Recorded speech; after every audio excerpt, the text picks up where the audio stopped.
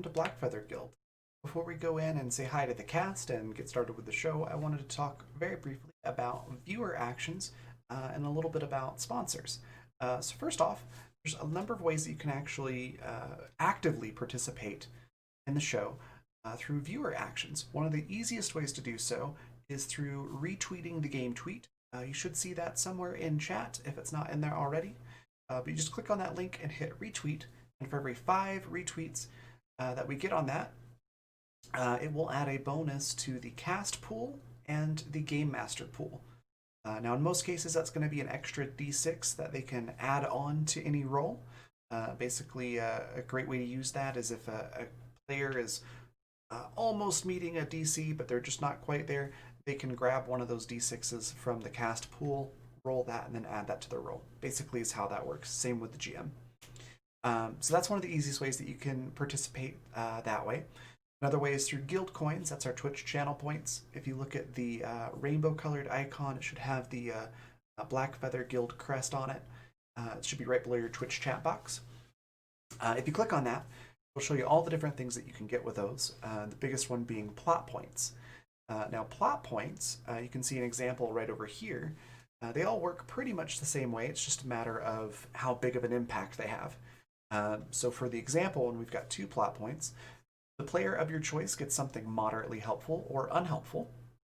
Enter any suggestions for the GM into chat, or you can have the GM come up with something entirely on their own.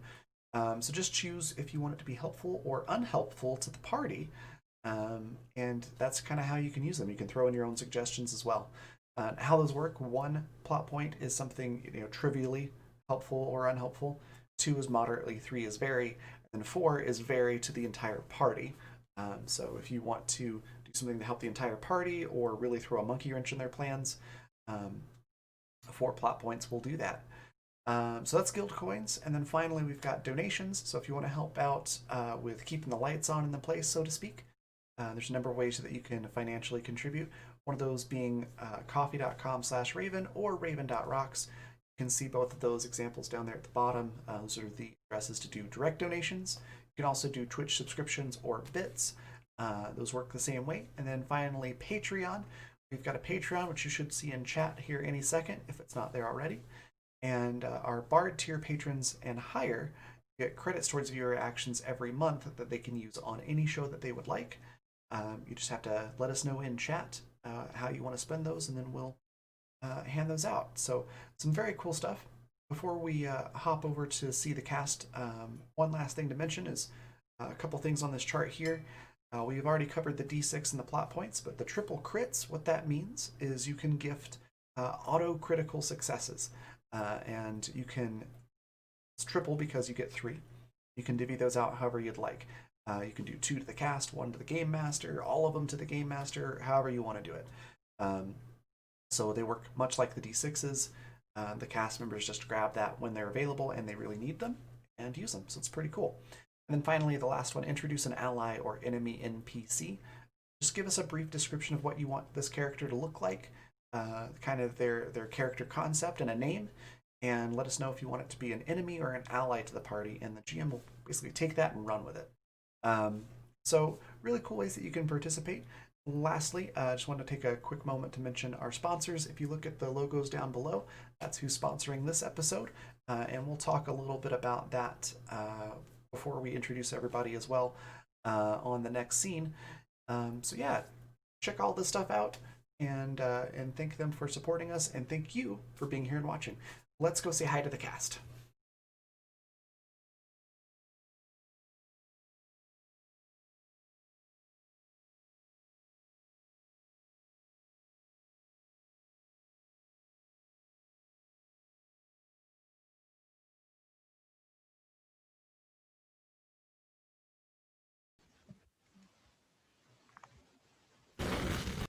Hey, welcome back, everybody. We are back for another episode of Neon Devils, which I'm super excited about. Before we jump into all the action and everything, and we find out what's going on with this bridge and dealing with Kat's relationship drama. We're gonna let everybody introduce themselves. So we normally start at the top left, which is where I'm at the moment. So I'll start. I'm Raven. I'm the creative director for the Raven Evermore, which includes a whole bunch of stuff, all content creation related in one form or another. You can find out all about what I do and everything at pretty much any site there in my link tree. Twitter is right below my face. I've also got a bunch of content on coffee, which is at the bottom of this stream, right below the viewer action bar. Um, and my Patreon's in the link tree and all that as well. And then I play Cat. Cat is a sorceress, I guess would be the best description. Um, she uses a lot of magic. She's a supernatural detective, and she's a bit quirky and cocky, and always eating. And that's me and Kat. Pass it on down to Paladin. That's me. Hi, everybody. I'm Paladin Hulk, Twitch moderator for Ren and Tuesday, Little Red Dot, and the Starwood Initiative. And today, as always, I will be playing Daniel Vanderveer, detective with the LAPD. We're in the Fey realm, looking for my daughter who's been kidnapped by the actual god of fear. So things are going great. Awesome.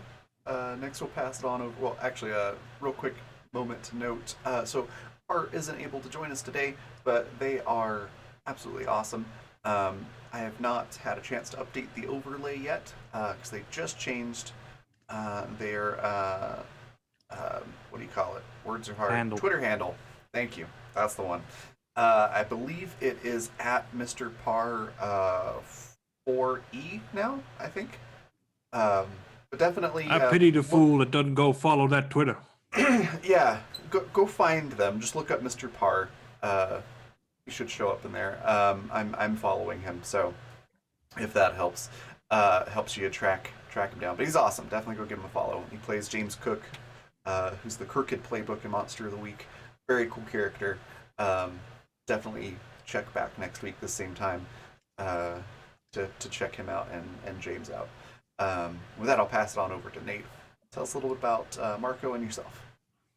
Hello, my name's Nate. I play Marco Verota on the Monsters Playbook here. He's definitely a little bit more than he seems, and that is evident as we'll be starting out this week in a very fun form. But I'm excited for that. Yeah, that's all I got. Awesome. Next, we've got Econorlax. Tell us a little bit about Tabitha and yourself. Hello, I'm Ekinorlax. I play various games in the internet with various people at various Twitch channels. Blackfeather Guild here being one of the spots you can find me most often, with only my own channel being an exception. I stream mainly chill base, camp, farm, or whatever building games. I like build stuff. Starting tomorrow, I plan to do so on an almost daily basis. Today I play Sergeant Tabitha Urquhart. In a way, she's the most ordinary member of this weird department, a soul of a dedicated bureaucrat closed in a 6-foot-tall green mountain of a body. With almost a quarter of century spent on the force, starting from the academy and beat cop,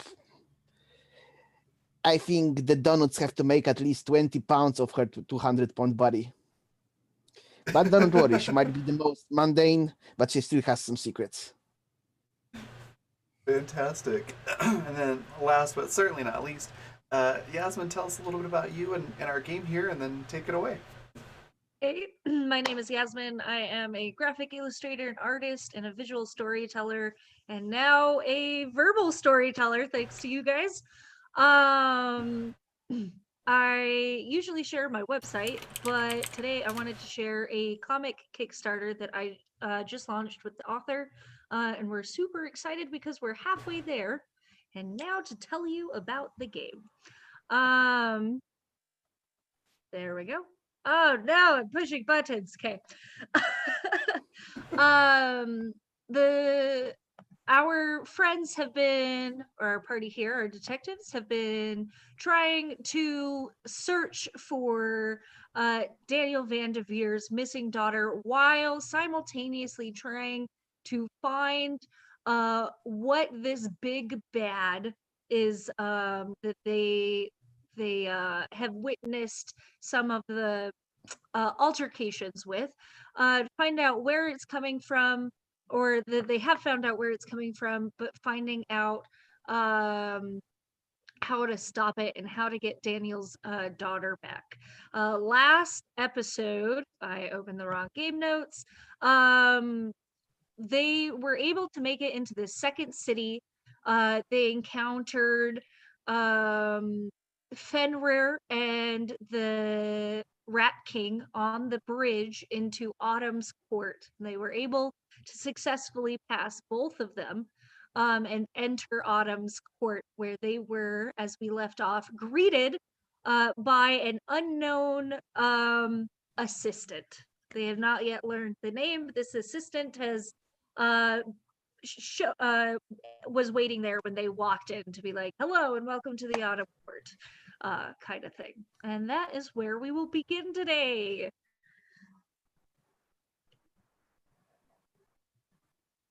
Yeah. So I'm still in what, consummate beast form, correct? Correct. Walking around like a tall ass dire wolf. Okay. You can roll cool to relax a little bit and see if you can shift back if you wish. But for now, you're kind of just You're just stuck. padding around. I got no problem with it. Okay. Yeah, as Kat's walking, she's very much looking over at oh crap, what was her name? Amelia. Yeah. It's like, what's Kat's girlfriend's name? Yeah, she's looking over at Amelia and just sort of quietly talking, going like, okay, so since we've got a minute here while we're walking, what are you involved in? What have you gotten yourself into? So Amelia's holding your hand, and with her other hand, she kind of reaches across to kind of like squeeze your shoulder and says, I can't talk to you about it right here. I'll talk to you about it in a little bit. And her eyes Fine. kind of glance around the autumnal courtyard that you were walking into. Okay. Kat just kind of nods, like understanding, like that's not just a deflection. Like, probably seems legit that she can't talk about it right here, so she just sort of nods understandingly. But also has like the look in her eyes of like, oh, you bet we're gonna talk about this later. How long has it been since you last saw her? The last time you saw her was when you made your contract.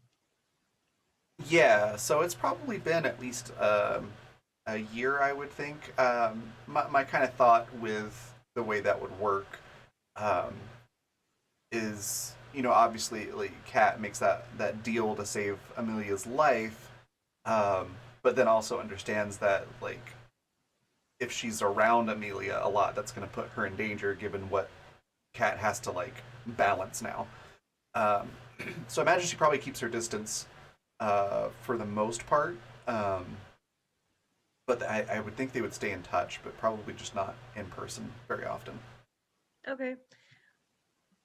And Tabitha, you've kind of just been privy to this whole thing, like withdrawn, quiet, I assume thoughtful, as as your party has walked through the second city and experienced the bridge and these two massive godlike creatures that they encountered, just kind of hanging back. What do you think about all of this? Yeah, actually, I have a question because we had a hint already that Fenrir is somehow involved in this, but wasn't he supposed to be involved in with the boogeyman? Mm-hmm. That's what you thought, is that I thought they were just one and the same, right? Kind of, they're almost. so the boogeyman that you're chasing is the primordial concept of fear, and Fenrir is the god of fear. So they have two different archetypes that they come from, but are somewhat correlated in the same theme of One is a like hand puppet for the other one. And yeah. another question I have is during the time I was missing as a player, we got the bunch of 6 a.m. calls. Yes. Uh, They're while I kind of maybe I hunger earlier in the Blackfeather Guild casino, well, I was enjoying stuff, various stuff, but I think that call would be pretty important because, well, Tabita is Tabita. yeah, well then let's revisit it real quick. So rewinding just a moment to that Flashback. 6 a.m. call that all We of don't need to role play this. I would just wanted to ask okay. if maybe not ask. If Tabita would be interested in confirming that that we really are on this case already, because well, we want to help Mark. We want to help Daniel find his daughter, but we also have a city to protect. Right. And So go on.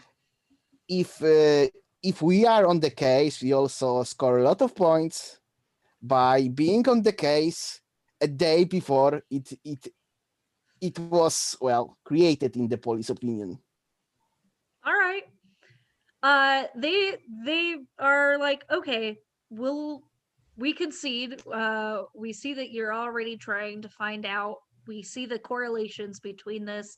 Do you explain to them that you're going to be like in a different world or undercover Yeah, we or are trying to find the source of the problem because it all stems from the same thing. okay? So the police We're department investigating. will they concede they've got everybody else working on this top side, but they are now under the impression that they will not be able to reach you for the most part while you are working the supernatural side of this. That's what we are here for, the supernatural Perfect. side of things. Great. All right. And so Tabitha is now walking through this autumnal court. But of course, we are here to take care of supernatural side of things. But the fact is, Tabitha is sort of like element connecting the mundane world with the supernatural world, and here she is very out of her element. So maybe we are here to take care of supernatural, but to be precise and technically correct, she wants the team to take care of this. All right, that's fine. Let's diplomatic fair, incident this. Does anybody else do anything or have questions before you guys get to we'll call it an ambassador until they have a name. The ambassador in the court that is there to meet you before anybody else meets you. Well, aside from Fenrir and the Rat King. Like our plan is to ask them for directions, right? That's our main thing. Or I don't know. What is your plan? I don't know. Like things are complicated. I think we're just trying to get more info because we know that, or at least Marco knew that there's a difference between the Fenrir and the boogeyman stealing kids. Yeah. But yeah. They were just so You- fear-based. I guess I just put them in my head. You believe that they're connected. But Maybe I they just are heard that and was separate. like, same person.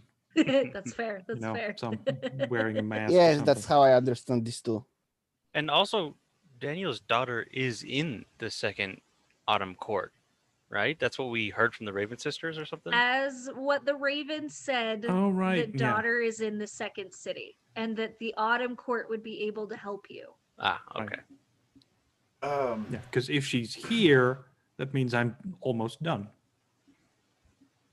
Can I have Kat do that read surface thoughts thing again Yeah. On who? as we head in. Um, just if she can get like from her surroundings surface thoughts. Okay. Go for it. Don't So look at Tabitha because you will see something stupid. so that way when we go into the court, like, what I'm hoping is that Kat can get like, if we're in imminent danger, she'll know, a few seconds beforehand, um, before something happens. A 10. Going for Nice. spidey senses, essentially. Okay. Your spidey senses are not tingling in the court. You pick up the nervous surface thoughts of your ambassador, who is waiting for you patiently at a massive, beautiful stone carved, very round table. Of just like, well, I gotta be perfect, like I gotta take care of this, they'll be okay, everything's gonna be okay. And that's the only nervous energy that you pick up from the court. The rest of the area, you don't get a lot of like people thoughts, so to speak, but you get a lot of like old, ancient, and decay. You get a lot of pumpkin spice and the smell of rotting leaves and wood. You get the tang of several different types of mushrooms. You get the heavy impression of things beginning to wind down. And in this place there is a gentle slowness. Okay. Kat's gonna be like, man, I suddenly have a craving for a latte. So It feels like a good place to retire. yes, it like think is I really hope I don't slaughter this, but Rivendell from Lord of the Rings during autumn is definitely the Okay. vibe of this place. I dig it. Things that are too old to die and things that are too young to know that they're already dying kind of vibe. And the ambassador is sitting there, and you can tell that he's still a little bit nervous. Fists are clenched down at the sides.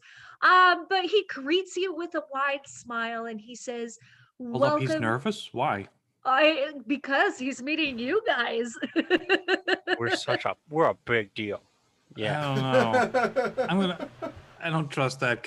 Is there some sort of inside roll I could make? Yeah, go ahead and roll sharp for me.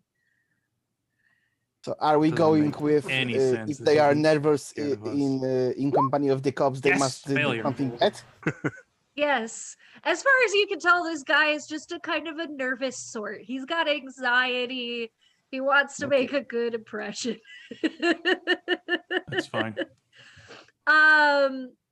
And you can tell this young gentleman has a leaf pattern printed across his skin, narrow, very long ears, very elf-like, with eyes that are almost too big for his head, and very, very wispy, pale blonde hair, blue eyes, and fingers that are outrageously long.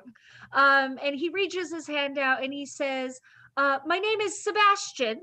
I am here to help you. I've been asked, I would like, but also, we're just going to take you to your rooms.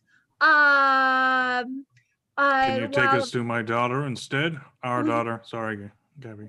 I personally don't know where your daughter is. The Did she queen, leave? you know what? I don't have the answers to these questions. I'm so sorry. So Well, the we're queen, very patient people. So and the if you'd like to go court- find out where my daughter is, we'll be yeah, right here. the queen and the court are going to be convening, and until then, I need to take you to your rooms, please. Oh, we're in the way. You're Fine. not in the way. You're not in the way. There will be a great reception. You'll get to meet everybody. It'll be fine. This is how I don't want to mortals meet do it, everyone. I want my right? daughter. I want my goddamn daughter. And he's just like shaking like a leaf. He's Cat's just like, yeah, real patient there. he's like very quietly, please, I promise we're gonna help you. Just I can't. I just have to take you to your rooms. And like tears in the corner of his eyes, like I just want to help. Cat's just gonna like put an arm around Daniel's shoulder and try to herd him where we're supposed to go, and look at the guy and just be like, "It's okay. I'm taking the mean man away now. It's gonna be okay." I'll let Cat guide me away, but I'm like locking eyes at this guy. I'm like, better get my daughter. Like a deer caught in headlights, he cannot look away from you until you break eye contact. And the moment that you do break eye contact, just like relief washes over him. He just like immediately turns around and starts leading you guys around the table to be like, okay, let me take you to your rooms, and I will be there to let you know when the court has convened and you can join the party again. And like he's like walking very briskly to stay out of your guys' way. This is also a fairly smaller man. He probably stands about 5'2", very slight and slender. And he takes you deeper into the more structural part of the courtyard where stone trellises are raised. Some of the trees have been bent and twisted around them. And you're kind of led through a hallway system until you are brought to a circular room that has doors for everybody. So there'd be five doors. Since James is kind of just hanging out, but very quietly, we'll assume that he's in shock because of seeing his father earlier at the end of last episode. And So maybe there's a redhead here. You never know. he systematically opens all of the doors and he's like, all accommodations have been made for. Please help yourself to food or drink or whatever you need. And please be aware, I know that there are a lot of concerns about eating food in the fairy world. Believe me that while some of those concerns are very valid here in the court, you are safe. You are not making any obligations or contracts by accepting our food. And I was told very strongly to make sure you knew that, so that you could feel comfortable and eat your fill or whatever it is. And that's it. I will tell you when I know more. But please be aware, we are not here for the food. We are here no, on you're here very for the important court. business. Of course, And of course. If you could expedite that meeting part, we would be very grateful. I'd be happy to do so. And like he's like inching his way back towards the way that you came. Can I ask him if I can get some clothing? Because I'm going to try and shift back. And I don't want to walk around all free balling. Yeah. He says, I will definitely bring you some clothing. I mean, nudity's not a problem here in the Fey world, but I can understand how a mortal like you. I mean, a kind of mortal. You're much more a Tao. And he like wanders off talking to himself, suddenly distracted by something, and leaves you guys with open doors to all of your rooms. Gabby, I know. I'm sorry. You don't even have to begin. I'll walk into my room. Gabby's just like, maybe I'll stay out here for a little bit. And then she thinks better about it and she goes and she kind of follows you because she didn't technically get a room. She's been shacked up with you. I mean, that's fine. Do the rest of you go and explore your rooms? Sure, yes. Yeah, I think so. Sure thing. Each room is kind of tailored for you. Marco, your bed is a little bit lower to the ground. You have amenities that are much more fit for a canine than possibly a human. Damn dog Uh, kennel in the corner. Like, oh, come on, guys. but like, you know, like the king's dog kind of thing. Yeah. Kat, your room is very smart, lavish. There's a large tray of like harvest vegetables and late season fruits that have been set up. You've got books. It's a little bit more cozy. Tabitha, your room is very smart and very utilitarian. But there appears to be like a drink bar and an excess amount of food that's there. Daniel, your room is also fairly smart, but it does appear to be accommodated for two people. It's comfortable. Probably a little bit more intimate than would have been like comfortable considering there's a bookshelf. I'm pretty comfortable. She's probably not that comfortable. Yeah, she's with it. just like, oh god, it looks like an anniversary in suite. Hey, I didn't pick it. I don't even want to be in this damn room. None of the rooms have locks on the doors. And the ambassador, Sebastian, gave you kind of the feeling that you did not have to be confined to your rooms, that you were welcome to visit the court just to stay out of the main courtroom, so to speak. And you are left there. Tabitha, I wanted to start with you since we've sorry, I'm catching up on the the comments in the chat. Anyways, Tabitha, I wanted to start with you and let you since we haven't really gotten to see you the last couple of times. And do you stay in your room? Where do you go from Well, there? there's a job to be done, but also Tabitha is a very by the book person when she's working, at least. So it's kind of like diplomatic mission, half diplomatic mission, half a case. We need to pressure on, and half the Daniel personal stuff that makes 150% altogether. So it's complicated math. And so yeah, she just glances longingly at the bar and leaves the room. Okay. We are at work. Maybe if we can roam around, maybe we can find something before the official meetings part. All right. So she sticks a head in the closest room next to hers. Who's that? Let's say Marco's. Yeah, I would just try to act under pressure, you said, to shift back. Yes. And the Sebastian did bring back loose flowy clothing for you. It's got to be like fancy and It is fine silks, the whole 9 yards, hand painted. You are successful. You are able to shift back at will. Sweet. Yeah, just go back to human form. Cute. After that, I'd go knock on Daniel's door, see if he's still got the holster and revolver I gave him. Try not to. Me yeah. and Gabby are having a nice little argument. Always. You guys are always arguing. Be a little sheepish about it, but insistent. Yeah. Please. I'll go open the door if you knock. Like, hang on. Yeah. Oh, you got clothes. Yeah, I'm not too sure how I feel about them yet, but they're comfortable at least. So, that's a win. I'll reach out and like touch his shirt to see what the material is.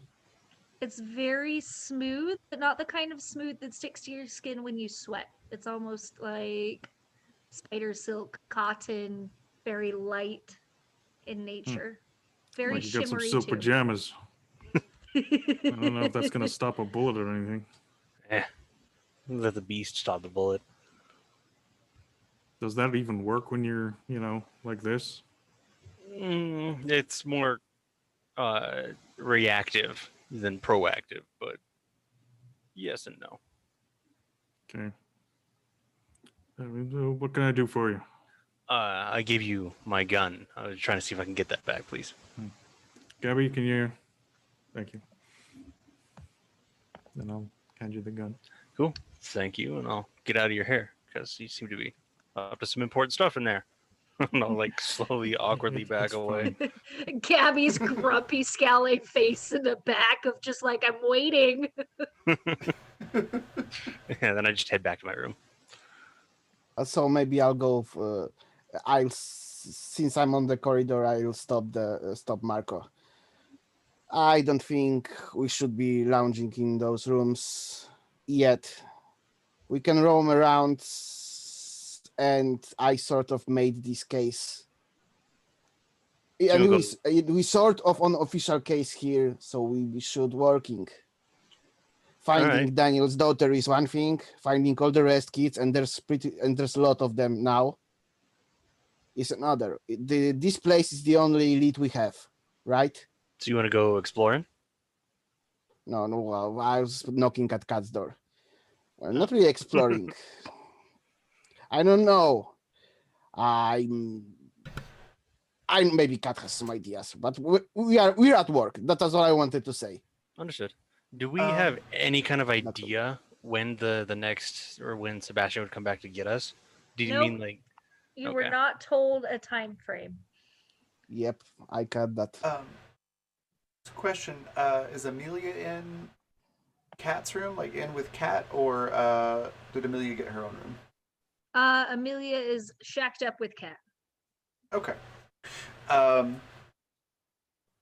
Then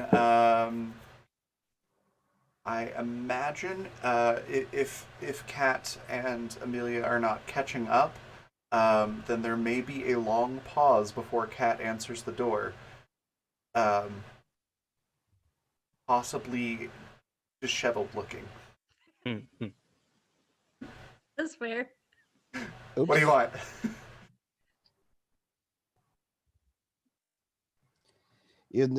Well, you all got the department told me you all got that 6 a.m. calls, Oh yeah. so you know we are at supposed to work. There curse are that many guy. kids missing. Oh, No, right, kids. what Yes. curse? What? Wait, curse. Don't worry about it, Tab. Explain. Don't worry about it. Okay, It's fine. don't explain. That's actually better. See, you're learning. Yes, I got the call. I heard about the kids. Did we learn something new? No, actually, it was. I had a long chat, and it's more like in this old classic movie. Help us, book department. You are only hope.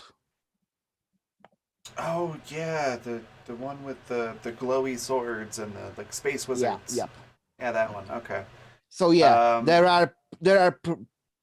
there is a lot of people and humans and not turned into bloody pulp, and some kids missing.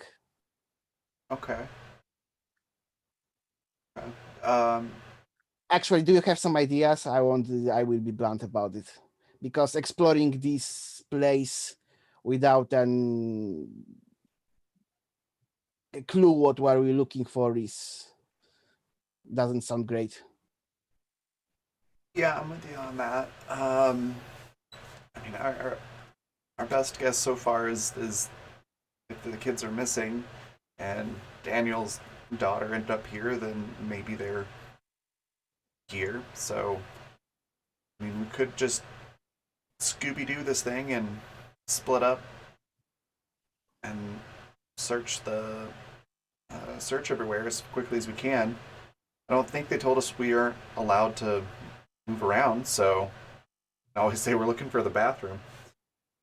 Also, Tabitha is looking, eyeing Cat more carefully. Also, what's with that? She looks at the Daniel's doors, at Cat, and looks at Marco. Are we even at work? No, we're undercover. Can't look official if we're undercover. Right? I mean, it feels weird. It feels weird to remind. Well, no. It doesn't feel weird. Let's start with Daniel, and I'm knocking at Daniel's door this time. Yeah, just like, okay, yeah, I'll join you in a Yeah, few I minutes. know. In a minute, are quotation marks. 30 seconds.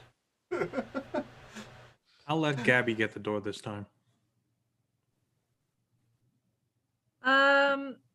Gabby opens the door looking very just like put out, and she says, yes.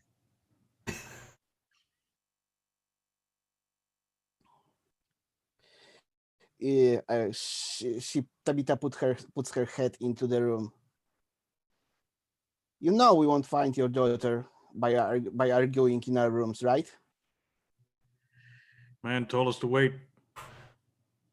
You No. can see like Gabby takes like a steadying breath and she says, yes, Tabitha. No, not really.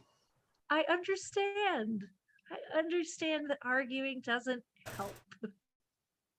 And she Think just we like, don't want to go running around this place kicking in every door? No, but there must be some middle ground between Man told us to roaming wait. the place widely and no, they didn't. They actually didn't say anything about when the official meetings will take place and what are we to do in the meantime.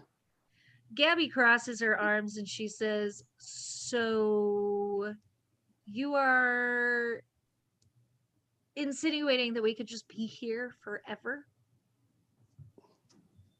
Actually, Tabitha looks at the cat's doors that are probably closed now. Oh yeah. I think Kat's got a pretty good feeling about how Fey business works, but time is a weird thing here, I always heard. I'm not answering no to that question. That's fair. That's fair. I at least appreciate your honesty. Look, I'd be happy to help in any way that I can. And I mean, it's Daniel's job to help in any way that I can. But can I finish this conversation and we'll catch up to you?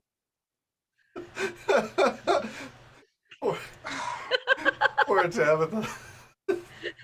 Poor Daniel.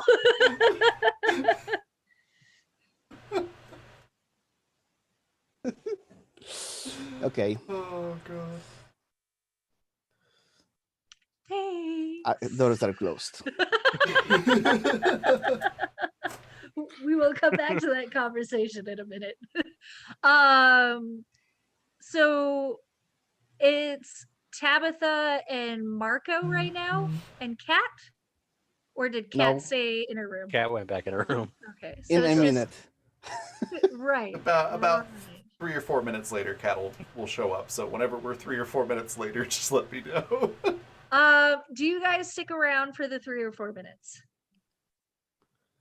I'm looking Yeah. at Marco. I mean, meh. I'm not going alone with him to search this place. We need some brain to this muscle. Hey, wait a second. All right, so Um, 3 to 4 minutes later, Kat joins you. Yep. I want to switch to Daniel real quick, and we'll see if Daniel wraps this conversation up. Also, real quickly, we hit 5 interactions on the game tweet, so thanks everybody. That is 1d6 that's been added to the cast pool. At 10 interactions, Yaz will get a d6 to Yeah, add on to share rolls. that stuff for me, guys. And that is the link there in chat. So Tabitha's closed the door, and Gabby turns around and almost very cat-like stalks back to sit at the very edge of the bed, not in a comfortable manner at all. And she looks back at you to continue the conversation that you've been having, which is somewhere along the lines of, who do you think you are? Coming in here pretending to be like some white knight savior thinking that your work obsessed mind is going to allow you to stand in and be a dad again, because that's not how it's going to work. Just trying to get her back. Everything else doesn't really matter. Yeah, and when you get her back, are you even going to be there for her? Because you weren't. What part of this makes you think that you're even going to be competent enough to get us out of this situation? You should have just let me handle it on my own, like I've always done. I mean, I could have. Maybe I should have. Well, it's too late now. She deserves better than me as a dad. She sure does. Oh. She's livid right now. And she's kind of kept it bottled up until this moment. Like the doors closed and she was like, ah, at you. This isn't about how great a parent I am or I'm not. I just want to get her back safe. Not to me, to you. So she's safe. That's all I can do. Gabby that's all I can give a cools shit about. her heels just a little bit and she says, you know that's all we wanted for you, right? For you to be safe. But you were so narrow-minded and sheltered about it that you wouldn't even take the help. Fair. I didn't know. I didn't get it before. How bad everything really was. The danger. I thought I could control it somehow. I just worked one more hour, put one more thief behind bars, but it doesn't make any difference. You think getting I should have been shot in the spending all that head time with you, yeah. would have Such a scar. do you think that entire experience would have clued you in somehow? It did. About how shitty I've been, how shitty everything is. It's too late now. I just want her to be safe. And I know that there is no safety in this freaking world, but, for as much as it's possible, I just want her safe. She would have been safe if you had been there. Ooh, that hurts. I'll just sit down. Gabby I think feels. he'll cry. Oh, Because that one really hurts. I'm sorry. Critical hit. Gabby looks very angry, but seeing you being vulnerable softens her expressions a little bit, and she kind of readjusts her stance so she's sitting further back on the bed, and like kind of picking at her nails, and she says, "It sounds like your team might need you." Man told us to wait. She nods. I don't know if I want to risk upsetting our annoying hosts. That's fair. That's fair. I don't know if I'm in a right headspace to go walking around talking to random people. All right. If you want to go with them and poke around, that's fine. Gabby will get up. Have better luck. She lingers at the door for a moment, and she takes a deep breath and she says, I want you to know that Angelica still loves you, and she misses you every day. Same. And with that, Gabby will walk out and join the others to kind of help out with everybody else. And she makes up some excuse of like, Daniel needs a little bit. Man's got to poop. Can't be helped. All right, so Tabitha, you're the one leading this exploration. Not really. I thought more of myself more about leading of gathering phase. That's fair. That's fine. I really hope. Well, I said we need more brain to this muscle. I meant both me and Marco as a muscle. Right. I Okay. really. This is the place when Tabitha really hopes some weird idea of cats will push things forward or save the day, because all Tabitha can think of, as I meant earlier, is a stupid kind of image from movies when the all kids are stashed together in sort of empty warehouse, and that's how it ends with movies when the big bad kidnaps them, and this doesn't feel like this. So nope. Maybe Kat has some ideas. Well, All I right. mean, Kat's got like her blouse has like got buttons in the wrong buttonholes at this moment. She's not looking the most intelligent at the moment. um, and she's looking a little bit distracted, but she does look around. All right, so I can't remember. Did they tell us we're supposed to stay put, or that we're supposed to? They just said that they needed you to wait and that they were taking you to their rooms. There was an impression that the grounds are open, but that things were being put together or getting ready. The court was assembling. Look, Kat, you said this place is about being technically correct. The facts are like this. We are not told to stay in the rooms, and we also, while we are here for Daniel's daughter, we are also searching for all the kids, and we are here in official capacity because, well, sort of undercover, but we are sort of on the, well, the police, the president is really out of their capacity here. We are. It's as usual. It's up to us to save the day. Great. Only for the kids, because the parents are really rare stakes on the floors and walls.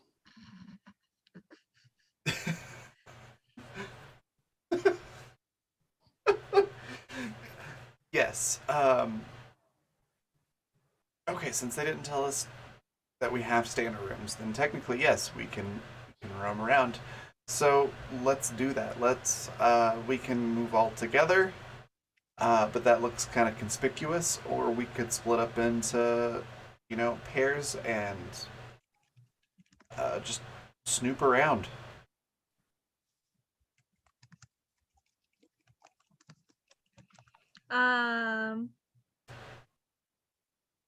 Cool. Just reading chat. Yeah, I was catching up. So Tabitha, with this, do you kind of put the responsibility of leading everyone to Cat? That's complicated. And that's So are you Tough really decision putting to Kat in make. a leadership position? Should I be responsible, and since I know I'm out of my depth, delegate tasks to somebody more capable, but also delegating things to Kat to lead the way, it's not responsible. So win-win, lose-lose.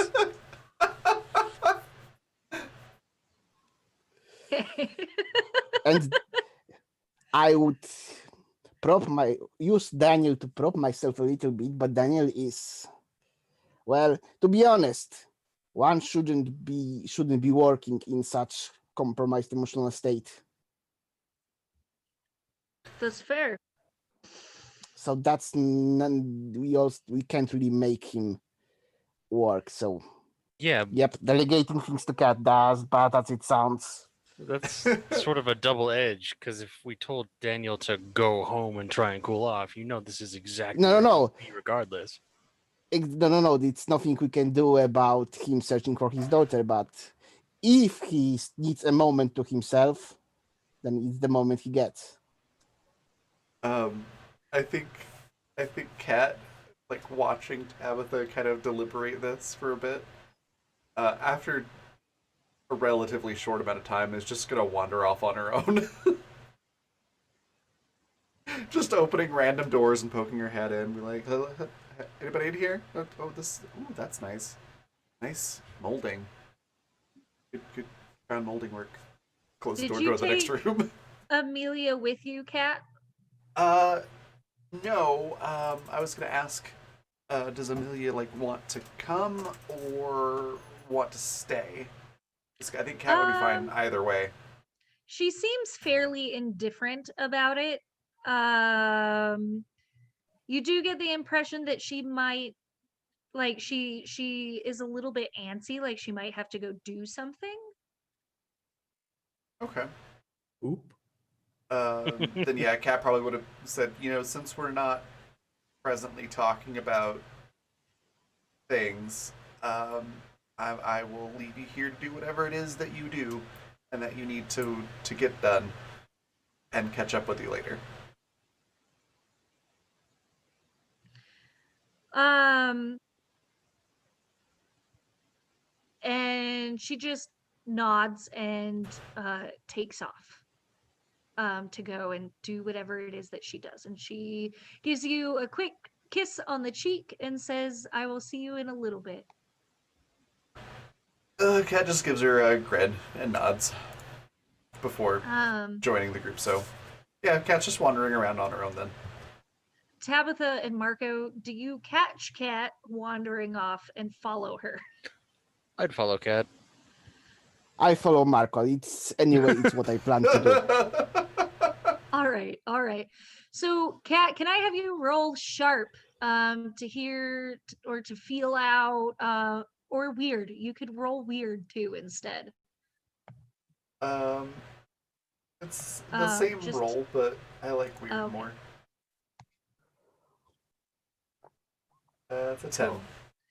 So, as you are going, you kind of go back into this. You find that you have trouble retracing your steps back to that courtroom. Um, this is set up very much like a dilapidated castle with overgrown shrubbery and trees just twisting around everything and completing the parts of the structure that may have fallen in at one time. There are several rooms and corridors and hallways, and you with using weird you get three different senses that you are beginning to pick up, and they kind of translate as magic, but you are feeling them through your five senses. So you smell food, the kind of food that smells so good that it makes your stomach ache, and it doesn't matter how hungry or not hungry you are. It's just like instantaneously mouth-watering. In another direction, you hear the light refrains of music. There, you can pick out what feels like maybe two or three instruments that are just kind of lilting, and you get the impression that it's drawing you forward, very Pied Piper like. And then finally, um, you you don't necessarily feel or smell or hear, but you you catch little flickers of light and shadow in the trees beyond the structure of the castle, like somebody that is walking through the woods. But you kind of get like a high, powerful, magical register off of whatever this shadow is. Okay. Well, Kat's always hungry, so she's gonna go towards the food. you are led into a massive banquet hall. One that you thought maybe you had walked through, but was empty the first time. And instead, now there is a massive table with a huge, very Viking inspired feast. There appears to be a roasted stag with the apple in its mouth instead of the pig. You have cakes and tarts and desserts. You have fruits that look like they've been polished and glazed. You have shanks of different meat that have all been finely sliced into different things. There's goblets that are almost overflowing with wine, and everything smells so good. And sitting at about the middle end of the middle portion of the table, behind the table facing you, is a massive boar of a almost humanoid man with a big snout and dripping tusks and big ears. And like, have any of you guys seen Miyazaki's Princess Mononoke? I have Very not. very much like the boar god, but sitting upright, humanoid, with a couple extra fingers so that he can grab his goblet and slurp down an entire like massive tankard size amount of wine, and wipes his mouth and looks at you and says, "Mortals, I was hoping I would get the chance to meet you you before you made it to the court. What a pleasure it is. Sit, come, eat, drink. Tell me your stories." Uh, Can I do a sense on the food to see if it's seems safe to eat, or if it's enchanted or something like that? Yeah. Would that be weird or sharp? Yes. That would be weird. So that is a 9, and pardon me one quick moment. I'm gonna put the cat out of the room. You definitely get the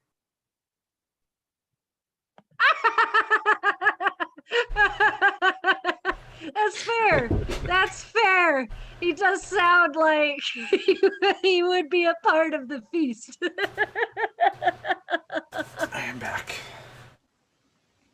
Ah, But too. I'm catching up, but I love it. Might be bored. Oh my goodness.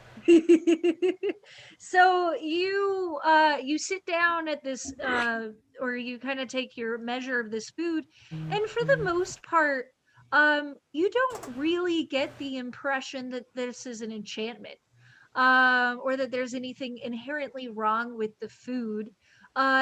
You do get kind of an impression that there is a mild sense of compellingness to the food, but there's nothing wrong with the food itself. Okay. Then yeah, Kat's just gonna give this boar a big smile and start loading up a plate with as much food as she can cram on there, and says, Excellent. "Hi, yeah, I'm Kat. What's your name?" I am Harvest. And he chortles in like that like that the kind of laugh that rings a room. hey, and Alright. why would you like to meet us before we enter the court? The boar leans forward, taking a big like bite out of some drum leg of something, or drumstick of something, and talks to you as he's chewing. The meat just like slopping around and out of his face. And he says, because there is a formality that comes with meeting with dignitaries of the courts. And I much prefer having the opportunity to meet you beforehand. Your genuine pleasantness and the way that you might eat the food could tell me a great deal about you that I would never know not having the chance. So the fact we are here at official capacity running sort of investigation for the upper city. Oh, you mean the It's not- City of Angels? And he laughs Yeah. again. So you would not take it against us if we were to drop some formality out of our behavior? I would not be concerned with it at all. In fact, I would enjoy it. Because this food looks great. Cat, who's already got this plate that's just like overflowing with various types of food, just slides into a chair or the booth or whatever this guy is sitting on. Flashback to Daniel telling them all, now remember, don't eat any food in the Fey realm. Make sure you pack your energy bars. Yep. So Cat just slides up next to Harvest and slaps him on the back and is like, "Yeah, this is great," and just starts eating nearly as fast as Harvest is eating. Awesome. And Tabitha? Do you Well. sit down and eat or do you stand and eat? No, I eat the right way. Proper. All right. The improper proper way. Proper Orcish way. Perfect. And Marco, what do you do? I'm torn because what Daniel said, talking about like the Fey world, I don't have much experience here, so he's kind of doing that awkward thing where you can't decide if he wants to go for it or not. It's just like, He'll probably look over at Gabby because she's standing there too, isn't she? Yeah, and Gabby is kind of also doing the same thing, but you can see the look in her eyes. She's really hungry. Yeah. So Gabby's gonna shoot a glance at you and kind of like sidle up and pluck a single grape off of the thing and put it in her mouth and kind of like feel it out. And when she's decided that it's safe, she then goes and like fills up a tiny plate, not quite as gratuitous as the others. I mean, in for a penny, in for a pound, I guess. Right. I'd grab a plate and just load up on like all sorts of like red meat, just venison, Excellent. all just meat. As you approach the table, Boar leans forward and says, "Son of Fenrir, welcome to the feast hall. It is a pleasure to have another wolf at my side."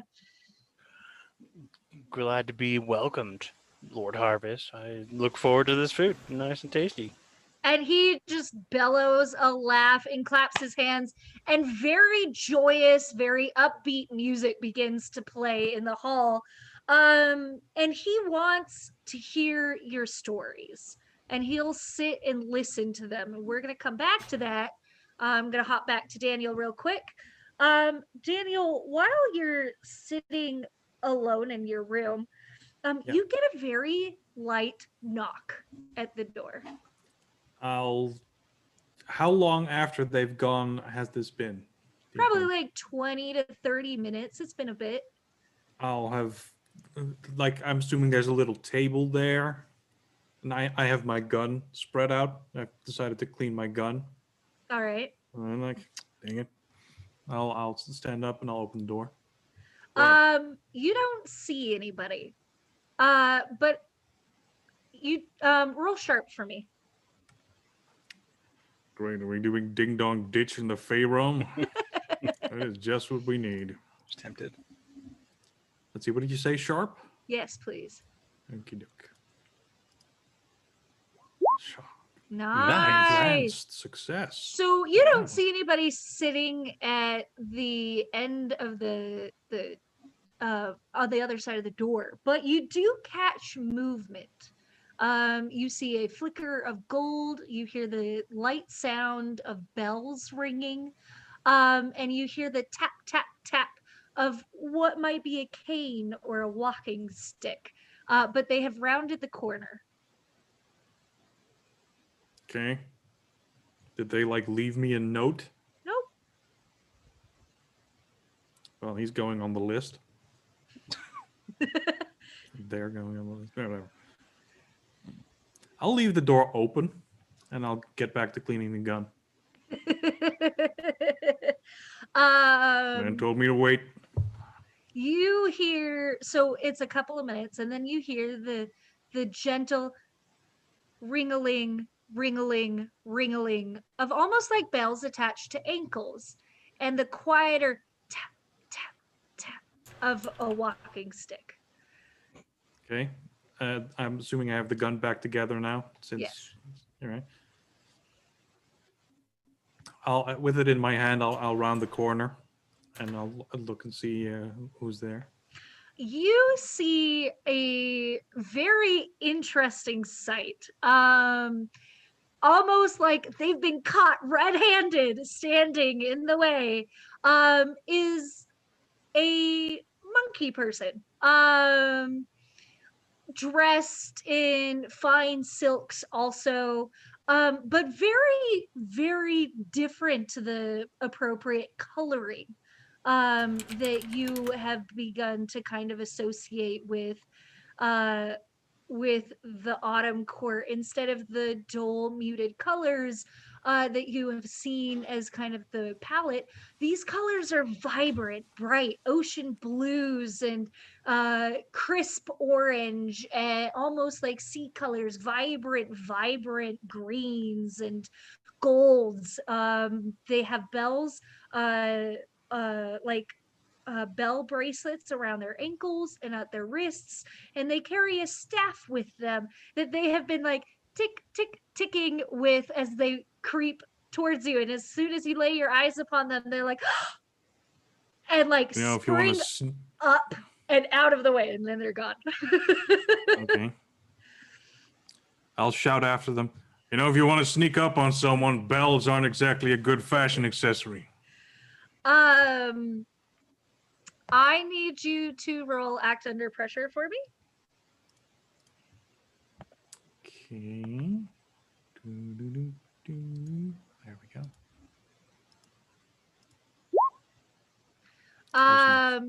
You very like right at the last moment, you hear the whoosh of the monkey staff, and the giggling of the monkey sitting in the boughs that have made the ceiling. And you are just barely able to duck out of the way of getting like walloped, not hostilely, like more of like in good, I mean poor taste, but in good humor, getting walloped by the staff. And as you're like looking up, you are suddenly, your feet are yanked out from under you and you hit the ground, and this monkey is again standing before you, just laughing like a complete riot, like grabbing its chest and howling in laughter. I'll point the gun at him. Yeah, I was waiting for it. You are messing with me on the wrong goddamn day, monkey.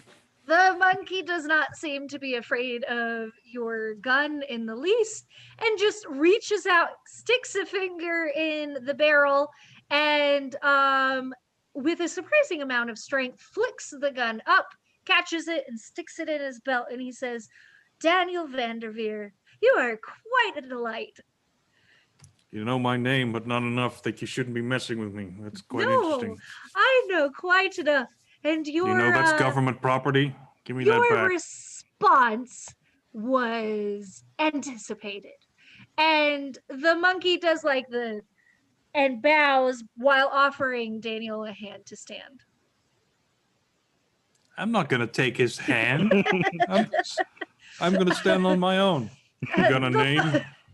The monkey crosses his arms and kind of like leans back, like he's got his staff around his arm and kind of like leans back, so like he's impossibly balanced on his staff.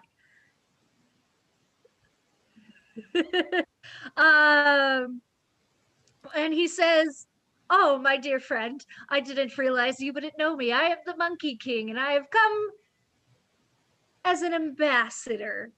Of the from the monkeys. summer You know, I don't court. really need anything from monkeys. Except you now, because you have my gun. The Monkey King gives Daniel a good pat, pat, pat on the top of the head and I'll says, try to "You are so get my sour." gun back as he pats me. I'm going to have you roll.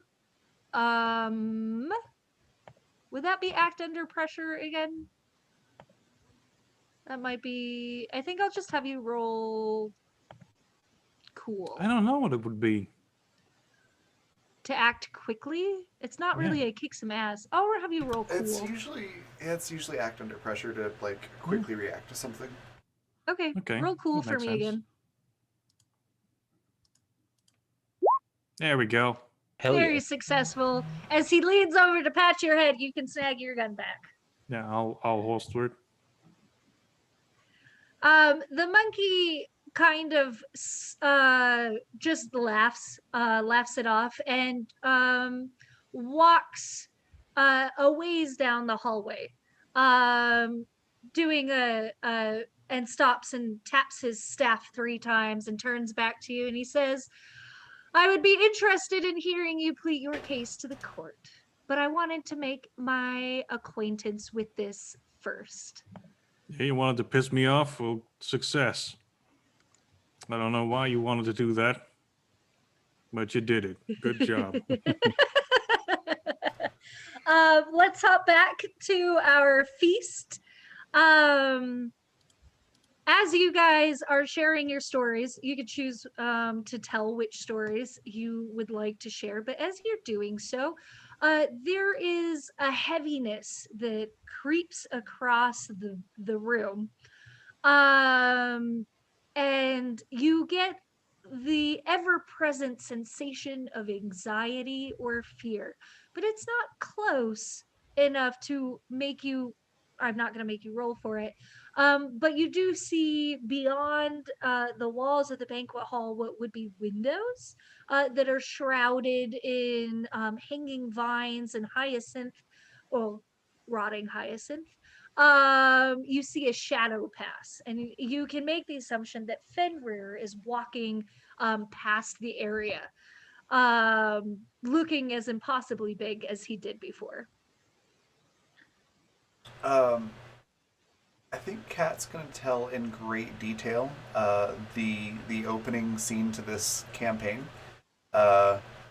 with her and Marco investigating that weird call. Uh-huh. Of course, while we're eating, explaining what the room looked like and in great detail and all the bloody, gory details. Harvest loves it. And she'll just sort of nod at the window and go, he pays around here often? Are you talking to Fenrir? No, I'm talking to Harvest. Oh, Harvest just laughs and he says, "It depends upon the day." Okay. We're all starving right now. Yeah, sorry. I love food and I cannot not describe food for you guys. I'm here for it. But I know I'm making food Tabitha, on the break. what story do you tell or share? He said he wants to feast with us. He wants to hear our stories. So maybe that's sort of the ritual we need to follow in this meeting. So I guess there should be some story.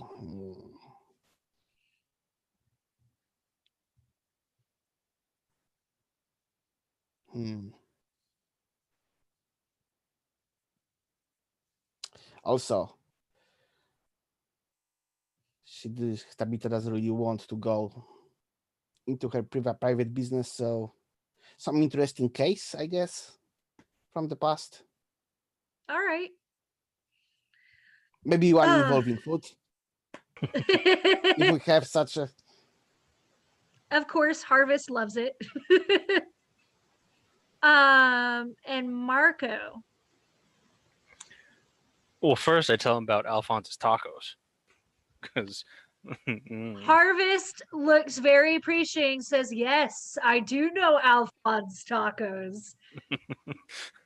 Jeez. But then probably talk about the same case that we're on, but when we came under fire unknowingly after we got the info at the bar that we were at, and how we had to react and fight and do all that. Harvest is grateful for the story. Gabby also shares a story, and she shares something Oh from. God. And She then shares- there are his baby pictures. She shares a very lighthearted story about before Daniel and her had divorced, about Angelica and one of her birthday parties. And while Daniel had been late to the party, he did show up, and he had brought some manner of gift that just made Angelica like just putty. Like she A loved it. pony She from was the evidence locker. It's a little coked up, but it's still good. pony. Okay, we'll go with that. A pony shows up at the birthday party, and Angelica was over the moon with it. And God. Harvest smiles and appreciates the candor and the sweetness of the story. And your meal begins to wrap up, and Harvest pats you all on the shoulder and says, well, it's been quite a pleasure, my new friends. I do appreciate you taking the time for an old pig like me to hear out some stories and to enjoy some food. And he kind of like, his arms are almost as wide as the table, and he just gives you guys a collective pat on the back. And almost as whimsically as the feast had appeared, suddenly you guys are just standing in an empty room, feeling quite good about yourselves with full stomachs, and the sound of music a faint echo. So a couple of things. One, while Kat was eating, one of the things I wanted to do before we left is Yeah. see if Kat could grab like a cloth napkin and just start filling the napkin with anything that's like finger food that wouldn't get messed up being in a napkin, and carted around like little mini scones or something like that. Um, Okay. so what does she still have that after everything disappears? Go on. And then two, I just have to describe for you all what popped into my strange head when you were talking about the pony and Paladin said it might be a little coked up. What popped in my head was just like my coked up pony. And then when it gets to the part where it's like it just keeps going with What if it was a literal drug mule? Right? Isn't that perfect? Maybe it is a literal drug wheel painted to look like a pony. Mhm. Yeah, I put some effort into it. Yeah, it looks great. I love it. the cutie mark is just drugs. Hypodermic my needle, God. cutie mark. Terrible. My brain is a strange and terrifying place sometimes. I'm the one who came up with this thing. True. The that food was the does- second thing. That was it. The food unfortunately does not stay in your little collection. Yeah, Kat's just gonna be like, "Aw, Oh. scones."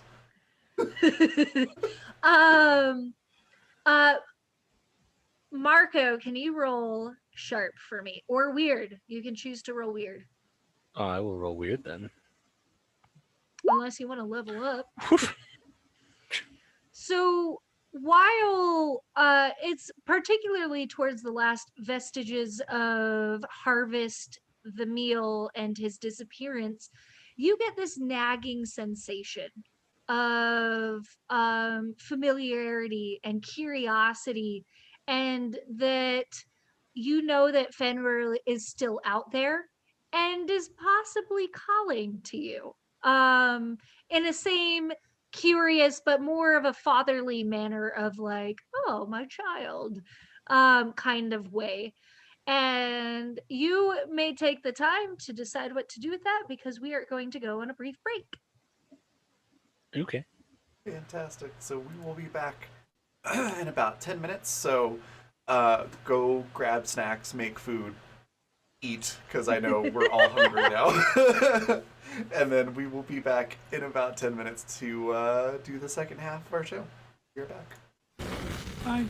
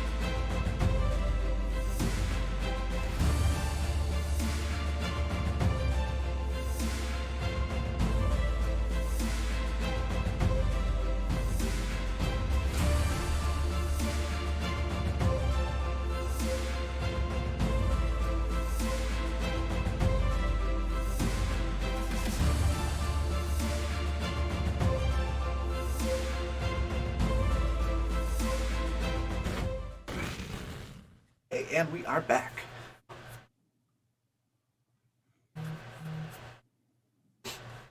So, what happens next? Well, that's up to Marco. Okay, I'd let Tabs and Kat and Gabby know that I'm getting a strong urge to go talk to good old Papa Wolf over there.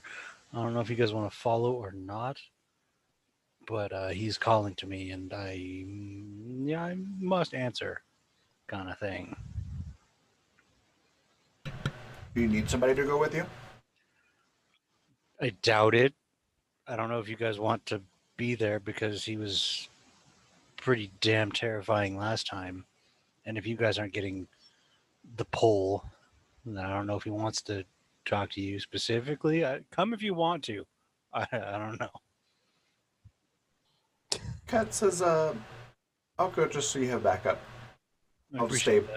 I'll just hang back as much as possible. that. Fair enough. So we'll head to where my feelings are feeling. Tabitha?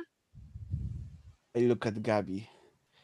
Still, Fenrir is our best lead. It's not that I want to, but because I clearly don't. But I think we should. I'm not Gabby's getting. like, I don't know if I want to. I'm not getting hostile feelings from him, but he is the god of fear, so it'll probably be unpleasant, if nothing more. To be honest, nothing about this case is pleasant. That's And nothing totally fair. about looking for your kid. It's certainly even worse for you. I look at Gabby, so You know what?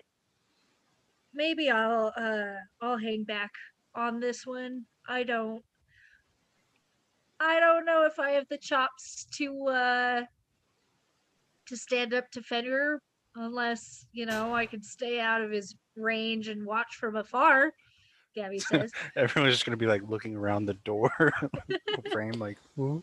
honestly, yeah, hanging back sounds like a good idea. Just try ask him some questions, okay? I'll do what I can. Okay.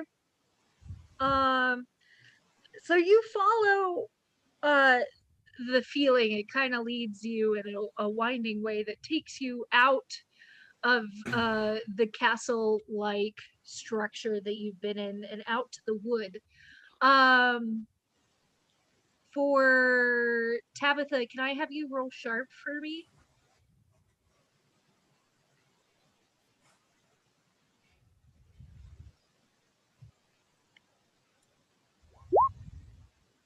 So Tabitha, while you're walking with the others to go and meet Fenrir, you can see kind of laying out in a clearing a bit away.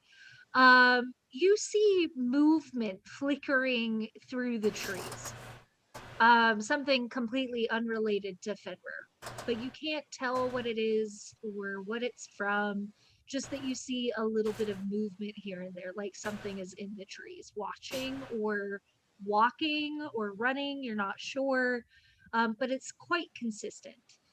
Um, it's not hard for the rest of you to see where Fenrir is. He's a massive wolf, laying down even the top of his hide, brushes the tops of the trees. And he waits expectantly for Marco.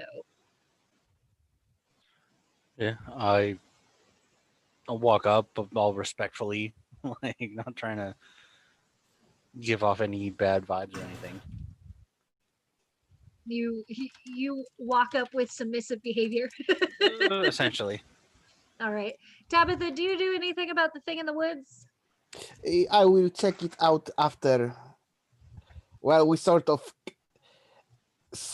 accompany Marco here. Okay. Sort of. But So, I will propose checking it out after Marco is done talking. perfect. So, Marco, you approach Fenrir, and Fenrir looks at you approvingly. And might I add that Fenrir seems to appreciate you more approvingly than your own father has. You are, rather than the fear that your compatriots feel, you have none of that. You feel family, kinship, loyalty, kindness. Um, Spooky Daddy is spooky, but also a daddy. Um, and you gather closer, and he says, "I wish to see your medal, young pup." And he kind of raises himself up and shakes his fur out, debris and bones and all manner of detritus falling out of the fur at his feet. um and he kind of gives like a playful swat at you. I need you to roll to keep your cool magic Jesus. wise. Okay. Just rolling cool. Yeah. Okay.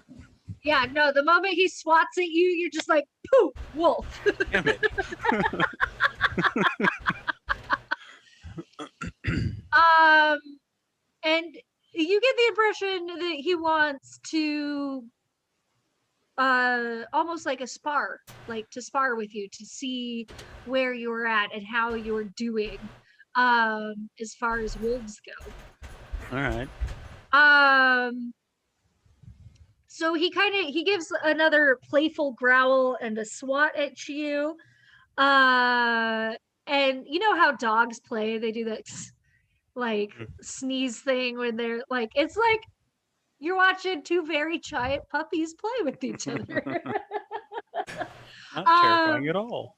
But to do this, I need you to roll kick some ass. That.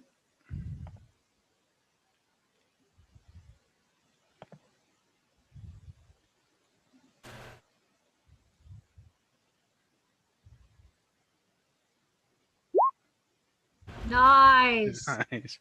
So in the course of this tussle, you hold your own surprisingly well against the father of fear. Jeez. And it winds down again, and you know, Fenrir does the "oh no, you've killed me" and rolls over. And kind of like straightens himself back up and says, "You have done well, pup. I am impressed with your lineage." I appreciate the compliment, Beast of Slaughter, Fame Wolf. And he just gives that deep chuckled growl, and kind of like gives you like a pop with the paw that would totally send you like stumbling backwards, but in no way that it is meant to harm you. He looks at everybody beyond you, and you are all far away not to be really affected by his aura.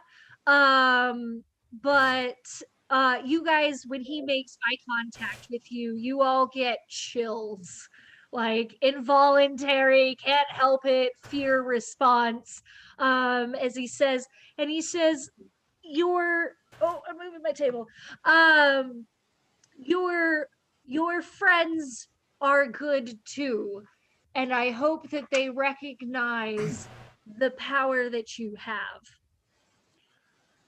I try to not let them forget, but remind them that we're all on the same side. We don't like unnecessary harm to come to anyone. That's never good. Fenrir just nods because he doesn't agree with you. But he's like, at least your people appreciate you. And he kind of rolls over and goes to sleep. Fair enough. He's like, "I am tired. Leave me. I will see you at the court." I'm gonna try and shift back. That's act under pressure. Yep.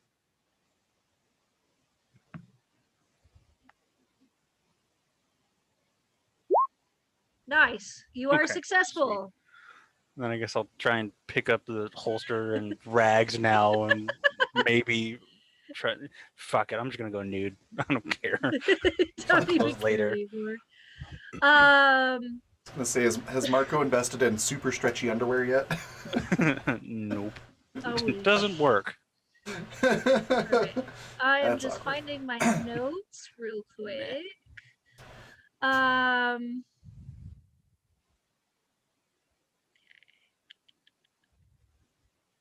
So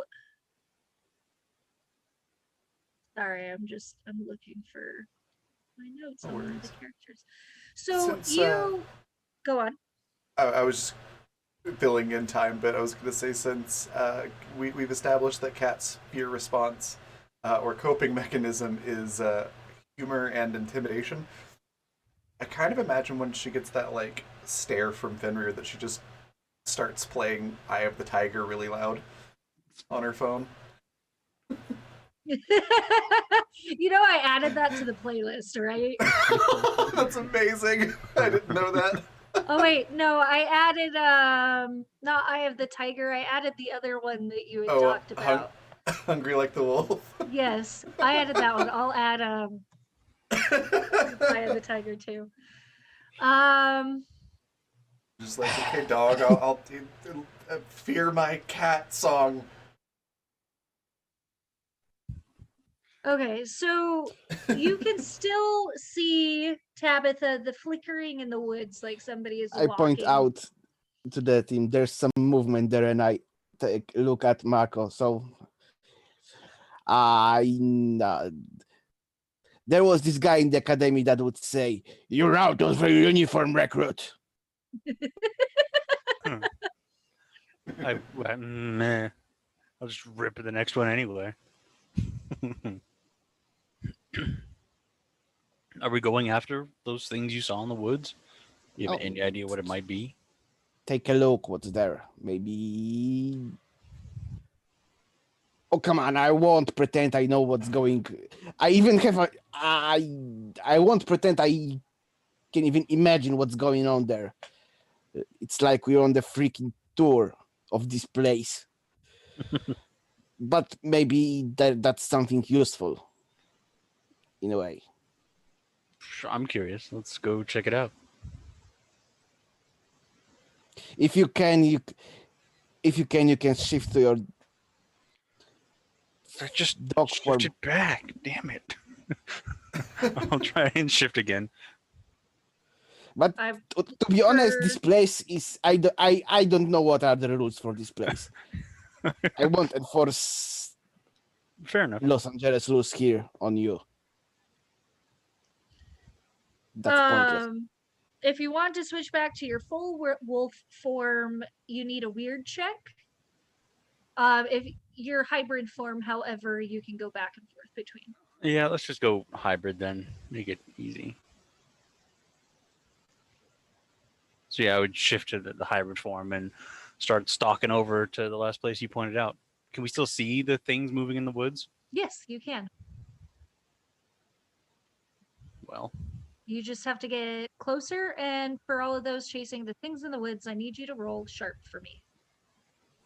Because they are hard to keep a thumb on. nope.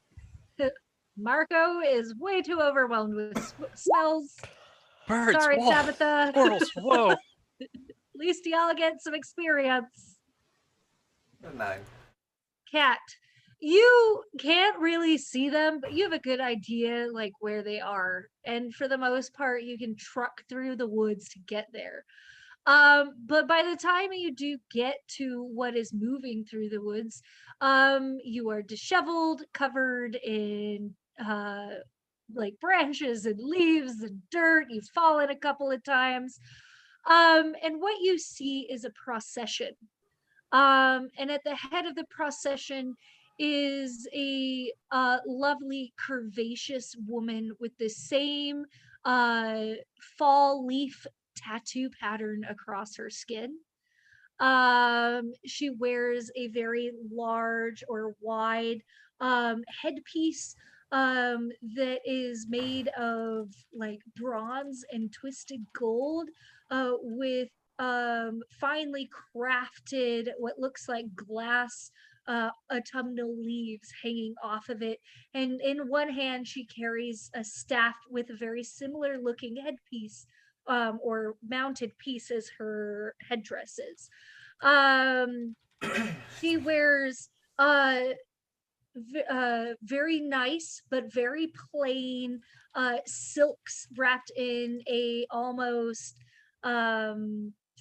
medieval Renaissance kind of style of clothing.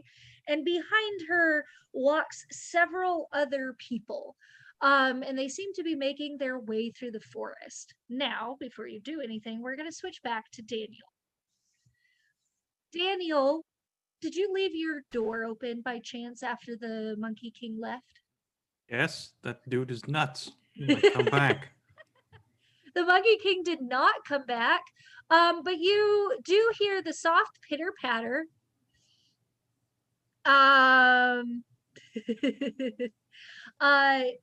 You hear the soft pitter patter of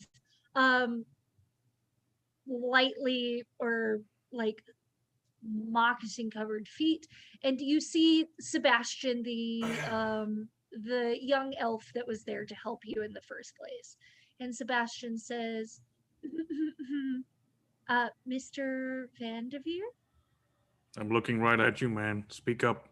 the council has been called, and they are beginning their procession into the courtroom. Would you like to follow me? Is that where my daughter is? I still don't have any information on that, but the council will. Please don't be angry. Well, go at me. ask him. I can't. I'm not allowed Don't you to work talk here? to You them. live here. Yes, but I'm not allowed to talk to them. That's Anyways, your stupid. friends have seemed to wandered around, and I hope they will make it to the courtroom in time. But would you please come with me? Please take whatever you need. Just come with me, and You realize all I want is my daughter. yes, Right. yes, I do. But I am not the one that can help you. I'm just trying to get you in the room with the people who can. Fine. And I'll stand up from the bed and I'll follow him. And I assume you're towering over this poor I elf. mean, he's a regular height kind of a guy, but Daniel's got some imposing, expression. And this Oh, guy really doesn't, by the sound of him. He's not no, intimidating at all. He's as meek as possible. And he leads you back Okay, down which the one hallway. do I talk to?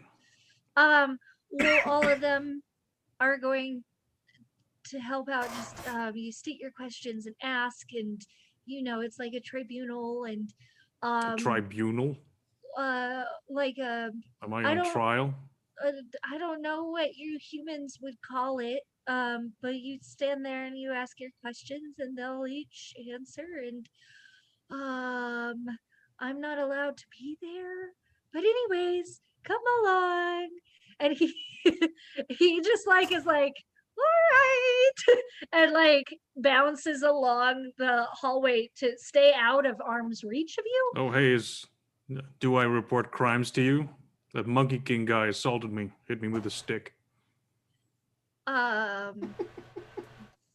And he gets super stuttery. He goes, the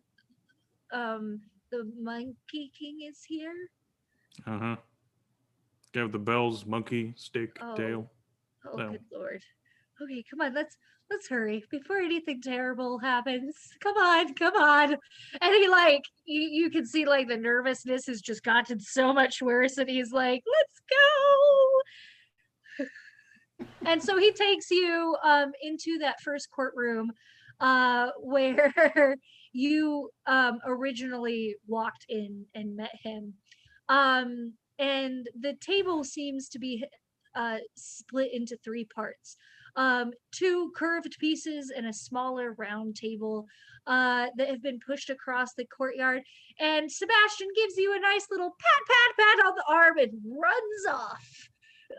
He's like, just wait here. Be quiet. They're coming. I'll stand there nervously. Like, God damn it! This is strange. Where is everybody? Did they just go randomly wandering off into the woods like complete idiots? Yes, they did. um so you guys hopping back, you guys watch this procession and it seems to be a fairly quiet thing, and as they walk, you can see the Rat King slithers out of the woods and joins them, and as they continue further along the way, Harvest is there, and he seems to have a handful of instruments under one arm, which are very outrageously and out of tune, wheezing like bagpipes would, under the weight of his arm and the way that he's walking, which adds like this really strange, disjointed, albeit rhythmic sound effect. And then finally, Fenrir steps into place. And do you guys do anything with this procession, or do you allow them to continue forward? As I understand it, they're probably heading to the chamber to convene with us, so might as well follow them. Maybe.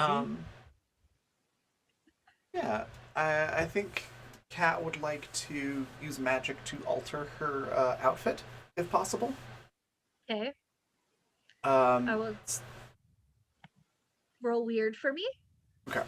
What she's going for is like,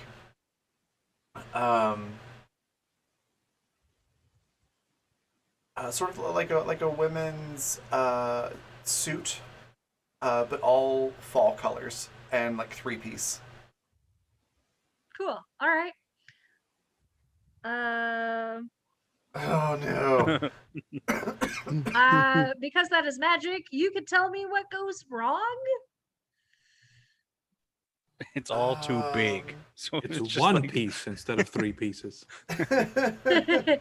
You appear at something absolutely different. I don't know what to do with that. Would you like me to do something Argyle. with it? Sure. All Argyle. No.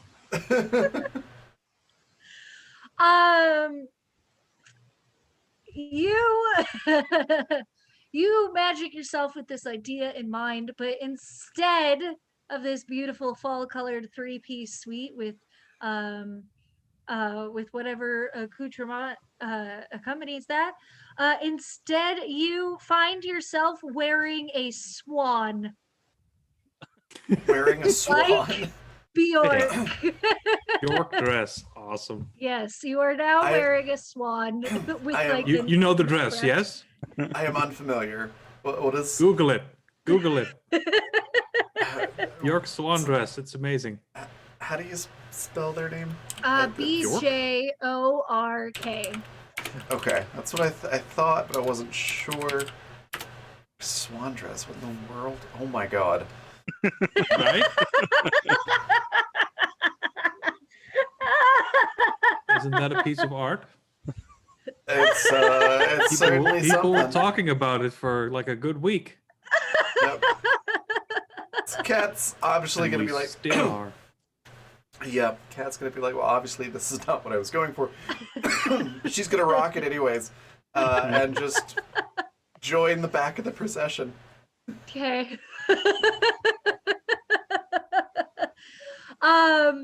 Do the rest of you join the back of this procession as Kat does? Yep. So you guys all fall into line and you follow. This procession goes on for another minute or two. The only sound being Harvest's instruments wheezing, until you come to the chamber and you see Daniel standing very formally at the other end. And the primary, the court goes to sit at one side, leaving the open chairs on the other side for the rest of you, including a seat for Daniel. And Gabby sits beside you. Getting worried about you. I'll be primarily talking to Gabby, but I'll include everybody else. Gabby just gives you like a wry smile that doesn't reach her eyes. Cat looks at Daniel and goes, "Don't worry, it's not a real swan." I don't care about the swan. You want a dead swan? I'll shoot you when we get home. Don't kill this. Why would you kill a swan? Because you want to turn it. It doesn't matter. Do you want a live swan as a dress? Swans are mean. They are mean. Cat's just like, no, just this is fine. Just drop it. So the other characters that you see ahead of you, you recognize Harvest, Fenrir, and the King of Rats. By the way, Amelia is standing. Her clothing has been changed, matching more of like a page boy Renaissance outfit, standing behind the King of Rats at attention. And then you have, uh, and then the rest of you haven't met, but Daniel has met. The Monkey King hasn't really taken a seat. He's instead sitting on the back of his seat, all like strange, acrobatic, and weightless and uncaring to principle. And as everybody is sat down, it seems like they might begin the presiding. You hear like a cane clicking, and Ariely, welcome.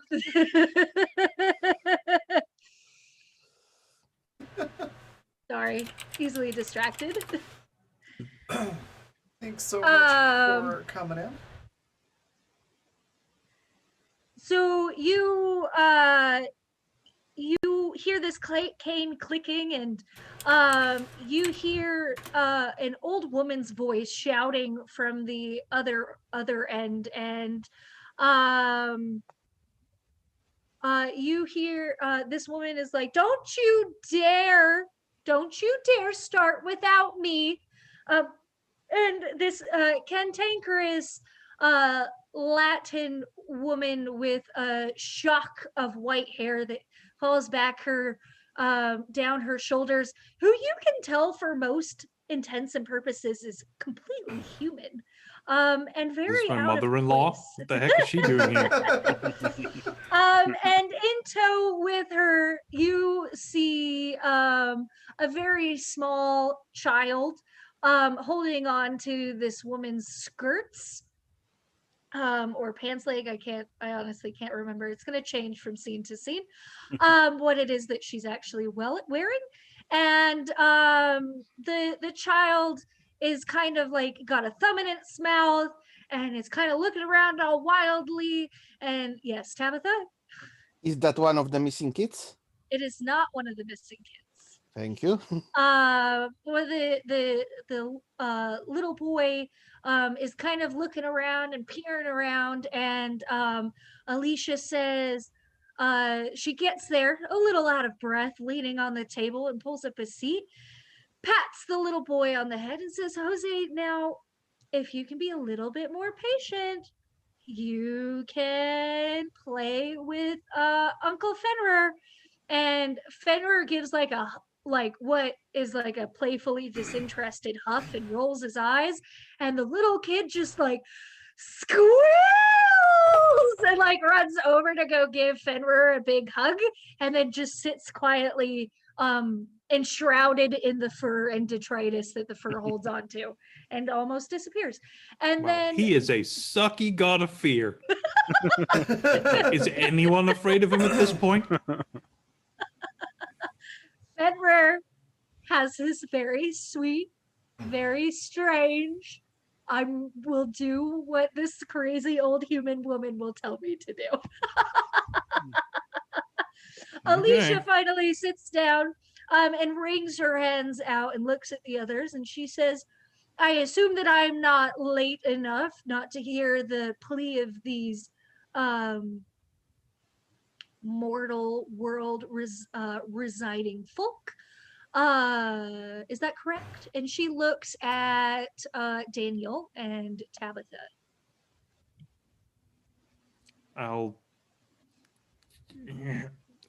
Like, I want to talk, but I feel like Gabby should be the one to talk. I'll nudge her. Honey, you talk. You're better at this. Uh, Gabby kind of looks at you like, wow, way to put me on the spot here. And clears her voice and looks at the others who are very quietly waiting. And she waits long enough that the woman with the beautiful headdress suggests a hand. Go on. Sorry, I can start if the Gabby doesn't start talking. I just didn't want to interrupt. Oh no, you're good. You can she kind of takes a long time to collect her thoughts. So you definitely have the opportunity. Cough. We are on behalf of the city and our friend here, who were befallen by the same fate. The kids were missing, went missing, and some of the parents were murdered. And the lead we have brought us here. Can you help us with locating those kids or any information that could lead to finding them? Especially mine. The woman at the end looks you over, and there is a very distinct shift in her eyes. Not emotional necessarily, but where like almost the color of her eyes changes hues. And she speaks for the first time and she says, I take it that you two are the parents of the lost child that was running around our court for some time. I'll put a hand behind Gabby. We are. Is she here? Unfortunately, not. We did try to keep her here, to keep her safe, but she slipped away somehow, and we are unsure of where she is as of just a few days ago. She is wily and sit clever. down and like crunch up my pants. But she is safe. Now, this thing that brought her into our worlds and this thing that you're hunting, can you go on and describe it further? I'll look at Marco and Kat, the ones that saw it. Can you? I think with Kat's help, we would describe what we saw when we ended up kicking that door down before it jumped out the window. Would it be possible to use magic to create like a holographic representation of what Kat saw? Roll weird for me. Because I feel like it would be good to impress this court with Kat's abilities. And her Press dress. them? You're crazy. You're dreaming. 11. There you go. Very Nice. 11. Disagree. So how do you call this hologram into? So, yeah, Kat just stands up and says, allow me, it looked like this. And she snaps her fingers and just has it sort of appear in the middle of the courtroom. Let's say like 1.5 scale. And she'll explain, this is a bit bigger, but enlarged to show detail. and just the clearest mental image she has of what she saw. So your image is still hazy, and there are definitely parts of it that are shifting and altering. The one thing that's staying the same is those bright eyes and the claws and mouth. Fenrir gets up and stalks around this, shaking little Jose out of his hide to come and sniff at it and check it out. And he says, and he looks at the woman with the headdress and he says, Queen, these creatures have been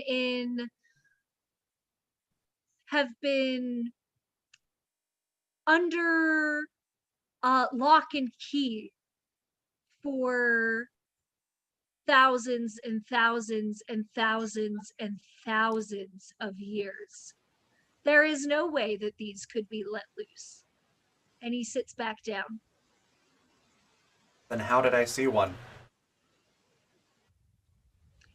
Dreams have a funny way of leaking into reality sometimes when you are as powerful and as unwildly as a magic user as you are. Do dreams also turn people into red mist and coat the walls with viscera? Also, Kat just grins and takes both comments from Fenrir as compliments, and just gives a little bow. Fenrir looks at Marco and kind of like raises, like pulls their lips across the teeth in a warning growl, but has nothing left to say. At this point, the Rat King sort of explodes into rats and falls over the end of the table to reform on the other side and takes a turn walking through, and he says, mortals whisper of these boogeymen often, but I have not heard where they have begun, and I have not heard if they will end, but they are definitely secrets that the world is trying to hold under. And the Rat King looks at Kat and says, what further information about this do you Um, can Kat replay what, like that sort of trying to think of how we described it in the room where we found Gabby, how Kat did sort of that like holographic magical hologram playback of what happened when Angelica was taken or left. Can Kat kind of project that here in place of what's showing Yes, now? I will need you to roll weird again. Okay. Press replay.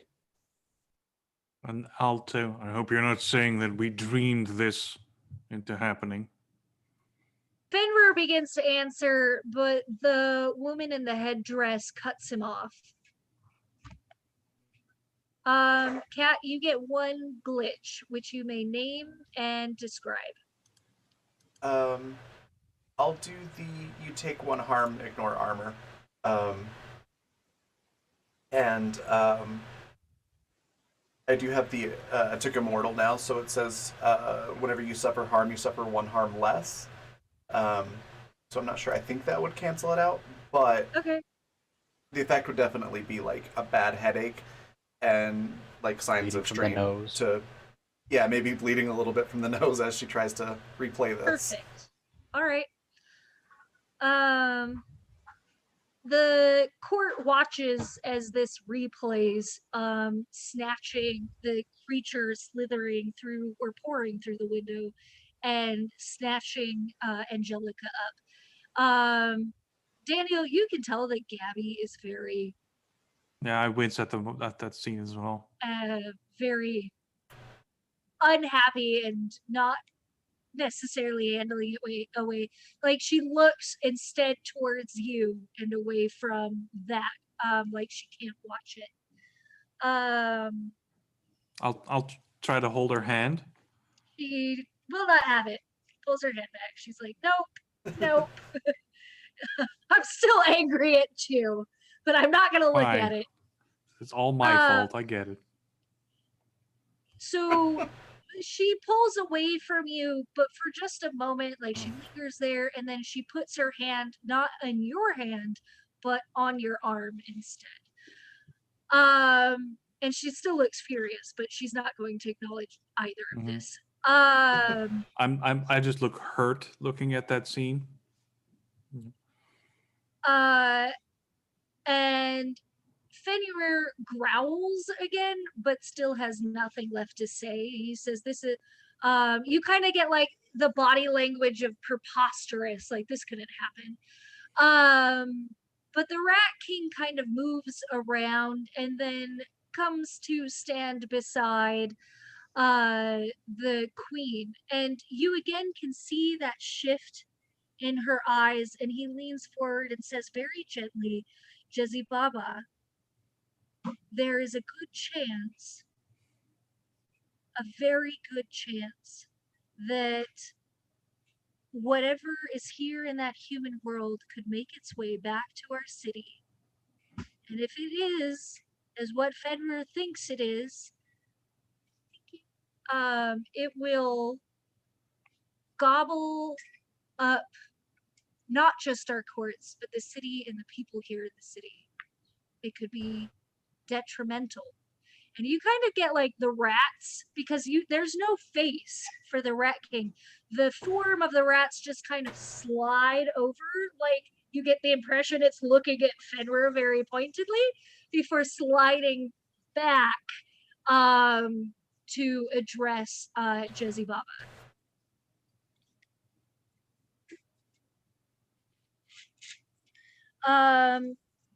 Jezi Baba takes a moment to think, and she looks at Alicia, and she says to Alicia,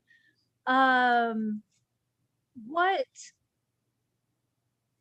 is the truth of this? I can smell the truth on these humans, on these mortals, but there is a funny thing with mortal kind believing what it is that they see and not what is. And Alicia takes a moment, and you could tell like she's a little miffed. And she looks at the others and says, what this group is talking about is true. I have read the reports. I have spoken with the dignitaries of Los Angeles, and I would caution your court as well as the others that perhaps these from the mortal world should be taken seriously. And she taps her cane at that, and Jezi Baba thinks, and she says, and looks to the others and to Harvest, who is the only one that has not spoken. And Harvest just leans forward, kind of tugging on one of his tusks, and says, from the stories that these mortals have told us, it seems that what they're saying is true to them, but also from the rest of those stories, they seem as they are good-hearted, kind-natured, heroic sorts that might I be guess just Par isn't here. just what we need. Par is there, he's just behaving right now. And James. We do miss James. And the boar continues, and he says, perhaps it is heroes of the mortal world that might be able to offer us some assistance. And they kind of take a moment to look at all of you guys again.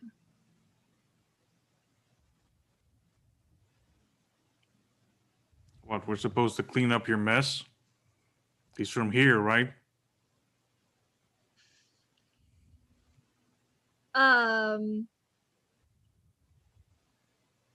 Boar laughs. He laughs. He says, if they are what we think they are, and the Rat King pipes in, he says it is what they think it is. And Bor continues, then they are not of this world. I mean, not of our world. They are something that we imprisoned long ago to keep our world and your world safe. And who was the jailer then? Fenrir laughs. He says, it was I. Figures. If they're out and among the world, can we go check where they were jailed to put this all to bed to make sure that they are out, or see if there's a leak somewhere? Are there more of them? Um, Fenrir laughs again and he says, the city of blood and bone is not a place for mortal kind like you. Hardly a place for people like us. It twists and changes you. I If would only not, someone had an imp we could send. even that imp would come back affected. This place is a place of unusual things. Things so unusual that they don't belong to us anymore. Um, it would be advised that you should not go. Is All there right, and a you're way not to sending these someone things? else? You're not checking it all? We have guardians and titans that check the outside of the city, and we will be sure to find the holes in the walls. But until we do, who knows what could work its way out? Is there a way to banish or defeat whatever comes out? We do not know that. I do not know what would defeat the primordial entity of fear. Do you, pup? The primordial entity of love. I have no clue. Love? Be bravery, Uh, right? Or courage? Determination. As you guys are um, as you guys So say maybe we that, can work another angle of this case. go on. Why Angelica ended up here in this realm? If she Why? was kidnapped by one of those creatures, it brought it here. Hmm. What could be the reason for that? She's not here at the Autumn Court, but she's. We can assume she probably is still in the second city. Jijji Baba or the Autumn Queen, you're unsure of which it is, takes a deep breath and says, mm, she says, our world or our whatever, our cities, our shadow cities, are the closest to not being in your world without jumping to another one. Now, a creature that would want to hide from people would find an easy place to hide in the first city. And it is likely that they are hiding there because the Alfree are not one, but many. They're sometimes considered a legion. They are altogether the collective fears and nightmares of all of us.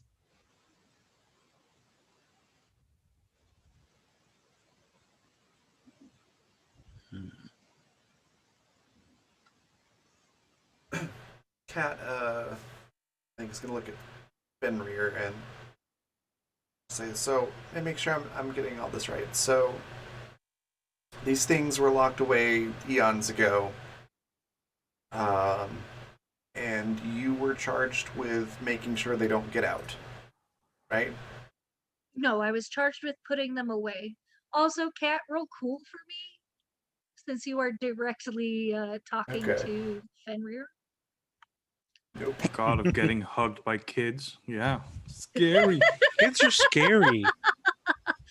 As Fenrir talks and answers your question, he does it with a guttural growl that makes the leaves tremble and fall. And for a turn, Cat, you are so terrified of this that you are unable to move. I'm sorry. Okay. It's fine.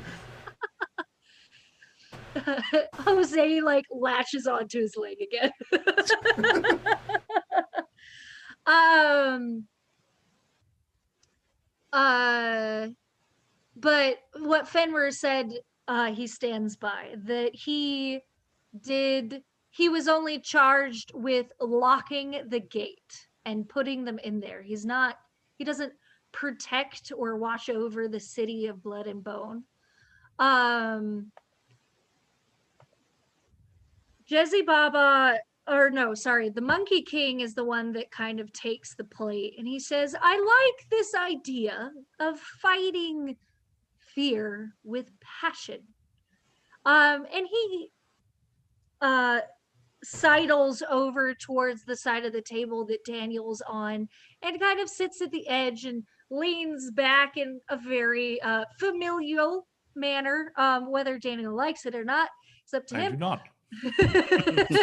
And the Monkey King says, the Summer Court would like to be a patron of your passion, Daniel, and we would like to assist and help you, Daniel. We'd be happy to have you among us, Daniel, he says. Really annoying how you keep saying my name. Kat's just doing the like covering her mouth, trying hard not to laugh audibly. Look, y'all are Watching this. not being very impressive with your track record. You didn't know he was out.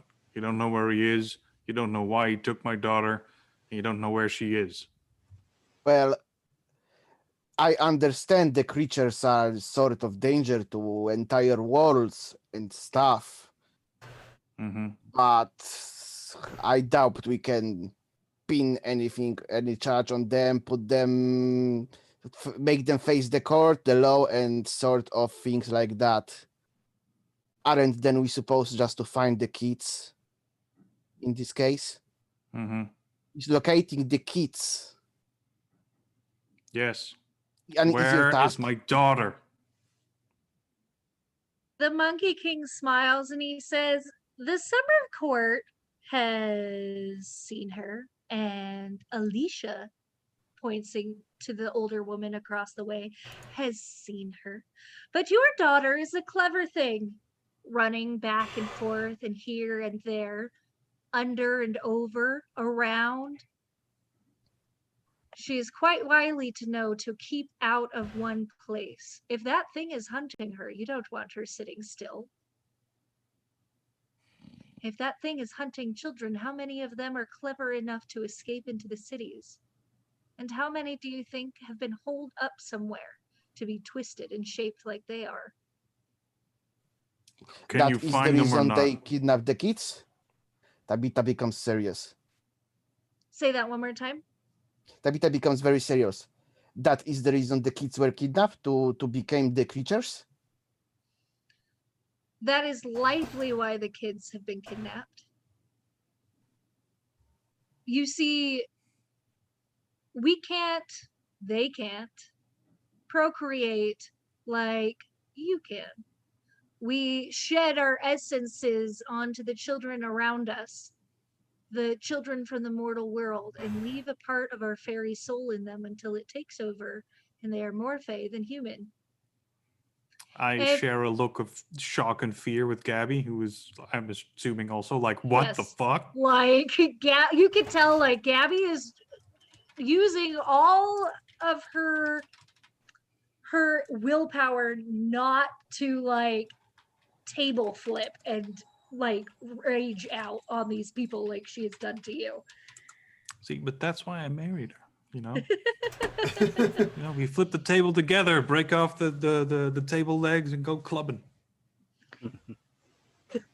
As you do. Um, so they all kind of look among themselves, and the general consensus is that the Fae don't want more of the Alfrey. And you see the shift in the queen's eyes again, and she looks at the rest of you and she says, we will attempt to assist you. Unfortunately, our all great and mighty powers are not enough to locate single entities in either of the cities. These patrons of mine, and she looks at the rest of her court, says, perhaps will be more assistance for you. And the look in her eye again changes, and this time she looks at Tabitha. And she stands, leaving her staff at her chair. And she says, Tabitha,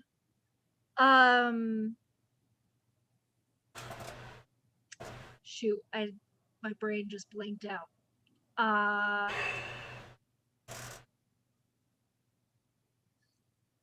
She says, Tabitha, I appreciate your observed ability of keeping your compatriots organized. A level head, yeah. And I would like to gift upon you something to continue doing so. And she plucks one of the leaves off of her dress, and she sets it down in front of Tabitha, and the leaf like rapidly decays, and from the decay skeleton of the leaf twists into a wire worked amulet. And she says, she pushes it forward and she says, may this assist you. It will light up when you are near other mortals from your world in ours. And perhaps this will help you discern the difference between the Fae touched and the missing children that you were looking for. That's helpful. You know, like Tabitha. print out 50 of those puppies, hang them around the city, find them in no time. Doesn't quite work like Tabitha tries not to butt rolls her eyes. A bit. Thank you very much. This will help. I accept this help with gratitude. Cat just And kind she- of mutters like, "Oh, I mean, they're not locator donuts, but you know." She gives you like a wry smile, and she steps back and she looks at the others, and the Rat King sweeps forward and comes to Cat, and beckons forward Amelia. And the Rat King says to Amelia, your service to me is to be in service to this group in assisting in finding these children. And Amelia nods, and instead of standing behind the Rat King as she had done before, she stands behind Cat. The Monkey King, who is still sitting probably uncomfortably closer to Daniel than he'd like it, turns around, very lightly taps Daniel on the head with the top of his staff, and says, you have safe passage into the summer court under my jurisdiction and patronage. Is that where my daughter is? No, but perhaps they can Oh, well, help then you. I don't need to go there. That's fair. You Look, I still think have- we've wasted enough time with these clowns. Got a detector thing. Let's head out into the city and look around. Jesse Baba turns around to you to give you like a raised eyebrow look, and she says, I can take these gifts including the gifts of these other gods, away from you as fast as I have given them. Are you so sure you wish to mock our company? And Gabby digs her heel into your foot. I'll shut up. But Cat, the look stays the same. Like they all know. I think they're useless. Please, Cat speaks please up before. forgive our friend for the fact he can't control his emotions at this very trying time. Monkey King literally like twists around to like squish Daniel's face between his hands, whether he wants it or not, and says, "That's why you have to come to the summer court," and just kind of like rubs his cheeks together and springs away. I'll be like this close to uppercutting the bastard. And finally, Fenrir, who now has Jose on top of his back, walks over and places a claw against your chest and nicks you just under the collarbone. And from that nick, a scar-like tattoo appears. And the scar-like Fenrir says, "For my son, a mark of protection, so that fear may not stop you again." And you'll want to put in your little notes advantage on cool rolls in regards to the Offrey. This is for Marco. For Marco, yes. Okay, cool. Cat's going to literally make like a cat-like growling sound as Fenrir gets closer.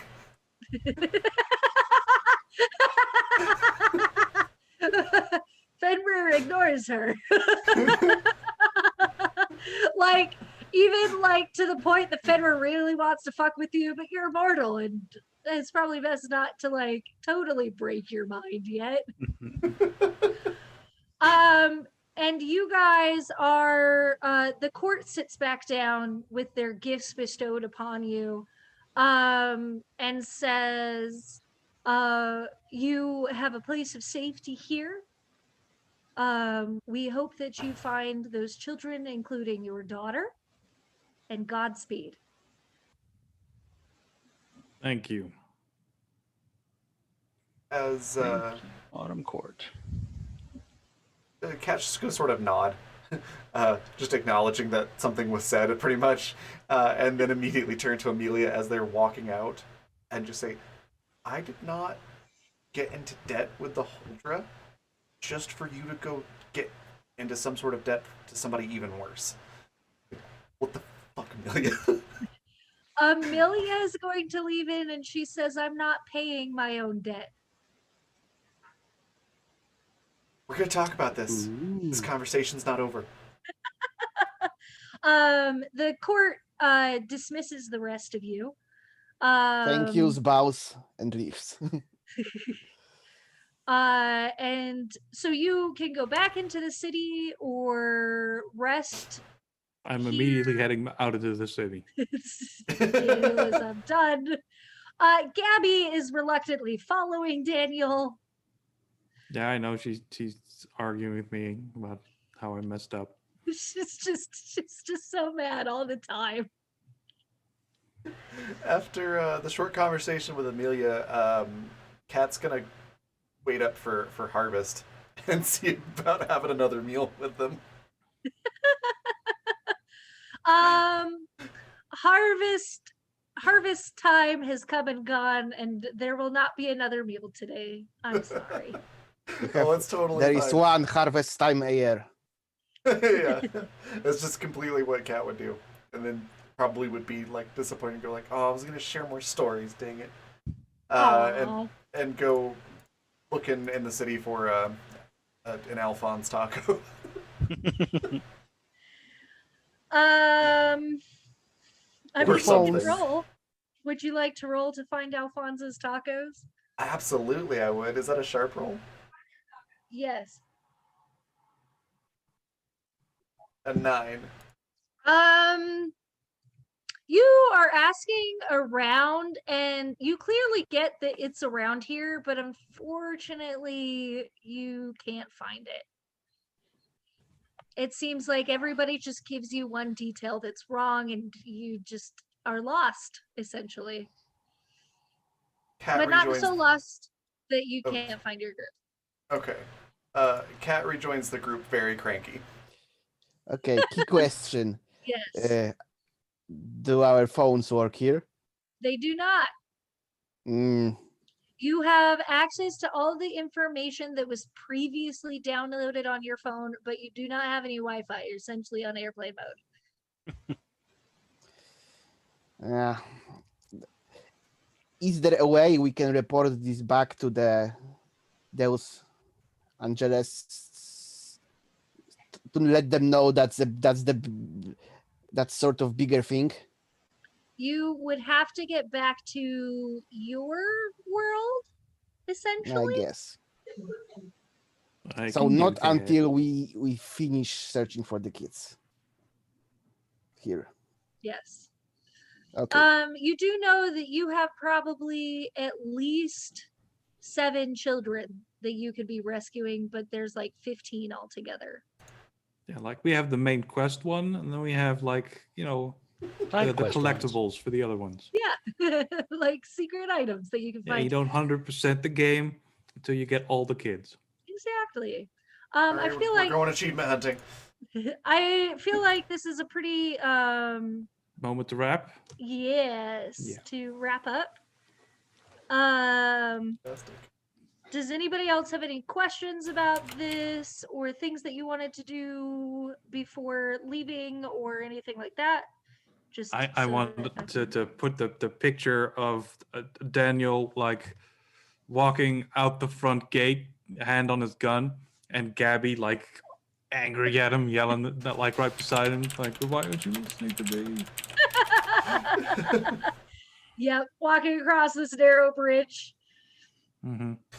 Um, I think that's just a beautiful picture because Oh, I agree. we're in conflict, but we're going out there together. I think it's probably a similar scene with Kat and Amelia. Kat demanding answers. And Amelia going like, "Hello." Yeah. Where Daniel's just stoic, straightforward, she'd be like, I don't know, just like, Yep. I don't know Yep. what to tell you.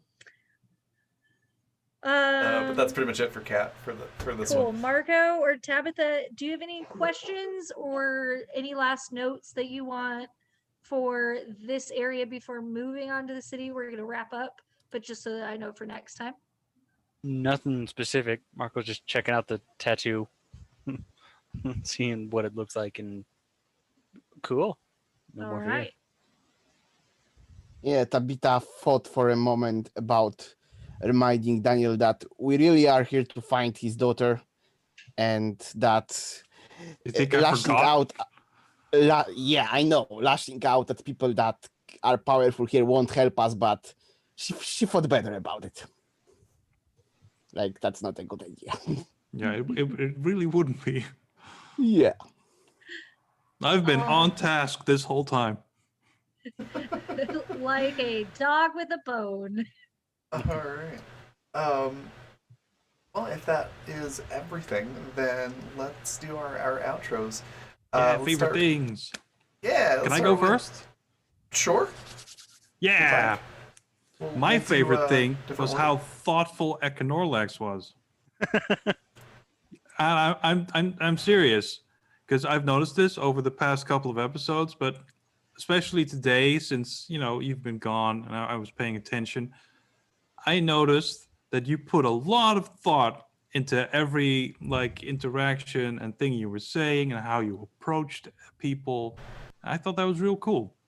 So that was my favorite thing. Thank you. That didn't involve me because my actual favorite thing was talking to Gabby. But Even though she ripped your heart out. that was beautiful. That was some great role playing. Because that was the exact right thing to say. That was just like, oof. Edit those Oh, gut punches. and I should do plugs. Sunday, I am going to be playing the Alien RPG over on Little Red Dot's channel. Going to be super fun.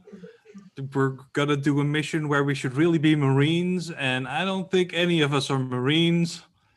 I'm like a business guy who's stolen a bunch of money and he's hiding it on the ship. And I don't really give a shit about either aliens or all of them. I just have like a briefcase full of money that I'm holding on to. And I expect to die real bad. But I want the money to somehow make it out with whoever deserves it most. Nice. That's great. Yeah, I'm really looking forward to that. And Yep. I normally have my normal pirate game. It's not on this week, but it will be on next week. Very fun Awesome. things happening there. Everyone should tune in. I'm just saying. Awesome. All right, next. So you are like the colonies in the Aliens movie that they didn't even get to appear. They were dead Basically. before they arrived. Yeah. Now, there's always one corporate shill. It's even like a class in the game, which I love. There's That's amazing. someone who works for the company. It's called company agent, and that's the closest I could get to a crook. Which is Okay, what so I was that's going for. that's the guy I who was see. supposed to replay in the medical bay. Okay. Hmm. Fantastic. Next, we'll hop over to Nate. What was your favorite part? Where can we find you online, and anything else you want to share? I really enjoyed all of the different interactions with the gods before the actual council came together. That was very entertaining all around. Are we doing this game next week? Yes, I believe so. Right? Yeah. What's yeah, next week? should be. Okay, then I will be here next week, same time. Day before Halloween. Yeah. Nice. Yeah, I don't have any plans to miss any more stuff for travel or anything like that before next season so far. Oh, actually, probably we'll miss a week in November for Thanksgiving, but that's it. Fair enough. I don't celebrate. That's so. going to be tough to figure out what you're thankful for in this hellscape of a year. I'm thankful that I get to play games with wonderful people like all of you. Okay, that's fair. For sure. Yeah, well, you nailed it. Way us all feel like salty bastards. Raven being all sweet and shit. We're like, fuck 2020.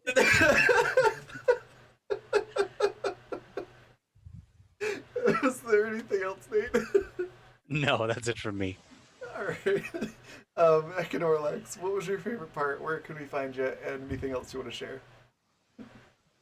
I like the world building you put into this game, Yaz. I'm so That's glad. amazing job. But the particular thing in this episode was the Monkey King. And interactions with Daniel, of course.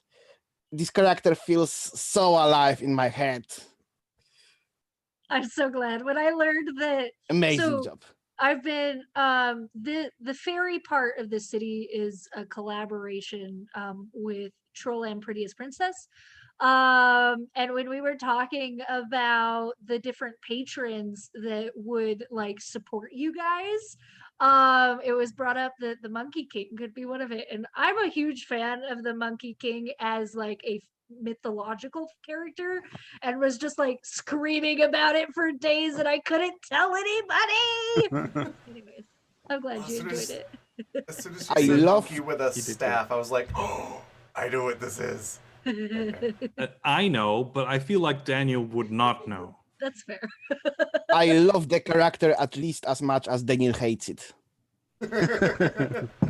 Yes. That's a lot. I know. Success. Because like they were all pretty much useless, but he was like make everything worse. I would have invited you to my home. Why though? Why?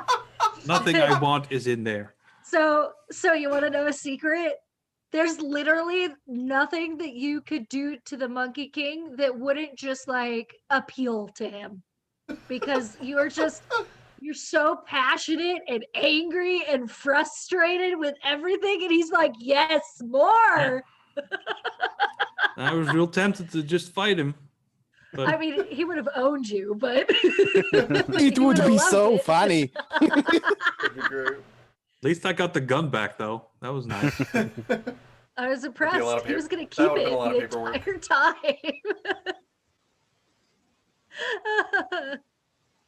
Oh yeah, so my plug. Uh, well, I guess I will be starting streaming myself on a more regular basis starting from tomorrow, and that's where Awesome. you can find me next. My own channel. Yay! The link to that channel is in chat. And I'm so happy to finally be able to be back on the show after a streak of technical and health problems. We Oh, we're greatly happy to missed have you you, back. and we're glad that We you're did. back. Yeah. Your character really adds something needed to the group. Absolutely. Yes. I know for sure Kat needs Tabitha around because Kat is far too much an agent of chaos. Truth. Next, it's true. Next, Yaz, what was your favorite part? Where can we find you online, and anything else that you want to share? I really enjoyed the Monkey King also. It was really delightful for me to introduce Harvest to you guys. Harvest is one of my favorites. And getting that great role play scene in with Daniel, just perfect. I do miss James. I had some cool Rat King stuff for him, which we'll just have to save for next time. Would he have gotten a pet rat? So he was one of me. Maybe. No. Probably not. Anyways, before I accidentally out my entire plot, I'd like to tell you guys all that the author of my comic book that I'm illustrating launched the Kickstarter yesterday. I'm going to post that link instead of my shop link here as my plug. If you get a chance, please check it out. We're a little over halfway there already. It's a really great surreal horror dreamland fantasy that we did a one-off on Raven's channel, this channel, last weekend, right? Yeah, I've no yeah, sense of last time. Saturday. What is time in this year of 2020? Right, like could have been 2 weeks ago, and I thought it was yesterday. Anyways, and yeah, you can find me next on next Wednesday for Exodus, playing Bambi Darling. Also, I second, yes, go check out that Kickstarter. I've backed it. I'm super excited about it. The one shot was freaking phenomenal. And it was based off that world, so the comic is going to be amazing. I'm so excited. So I also am plugging this. Go check it out. Thanks. And then, yeah, still sad Park couldn't make it today. But I think he'll be here next week is the plan. Definitely check him out on Twitter. I haven't gotten the updated Twitter handle for him yet. So I don't think it's still the one that it says on the overlay right now. But if you look up Mr. Parr on Twitter, you should be able to find him. I think it might be Mr. Parr 4E, I think, on Twitter. So yeah, check that out though. And then that just leaves me. My favorite part, I also really enjoyed the whole scene with Harvest. That was pretty great. And then the descriptions of the procession were particularly captivating. I really liked that.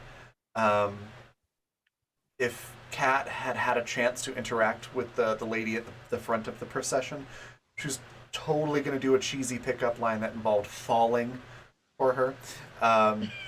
She's all fall decorated.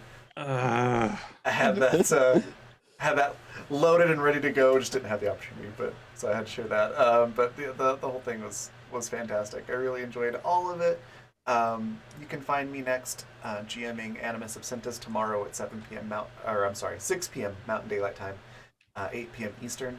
And then after that, it'll be Tuesday at 6 p.m. Mountain Time, 8 p.m. Eastern for Hunters of Calamity 2. Aside from that, other things to plug. There is my link tree. It's got all the links for everything from Twitter, Twitch, TikTok, Patreon, Coffee, all of that stuff is in there. Definitely follow me on Twitter and or Discord. The Discord link is also in that tree. For more information about Intrepid, because I will be dropping like the actual full announcement for what that is and everything. The plan is for tomorrow. So if you've been seeing a little bit about that on Patreon, Coffee, Twitter, and Discord, yeah, you get to find out what all that's all about tomorrow, and it's going to be really cool. So definitely check that out. And yeah, I think that's everything for me. And we did cover everybody. Just making sure because we did the different order. Yeah, we got everybody. So we're gonna go on a raid. We got our raid cry, which is the my coked up ponies. If you scroll up a little bit in chat, it's right there to copy. Oh. And we're gonna go. Let me just make sure he's still streaming.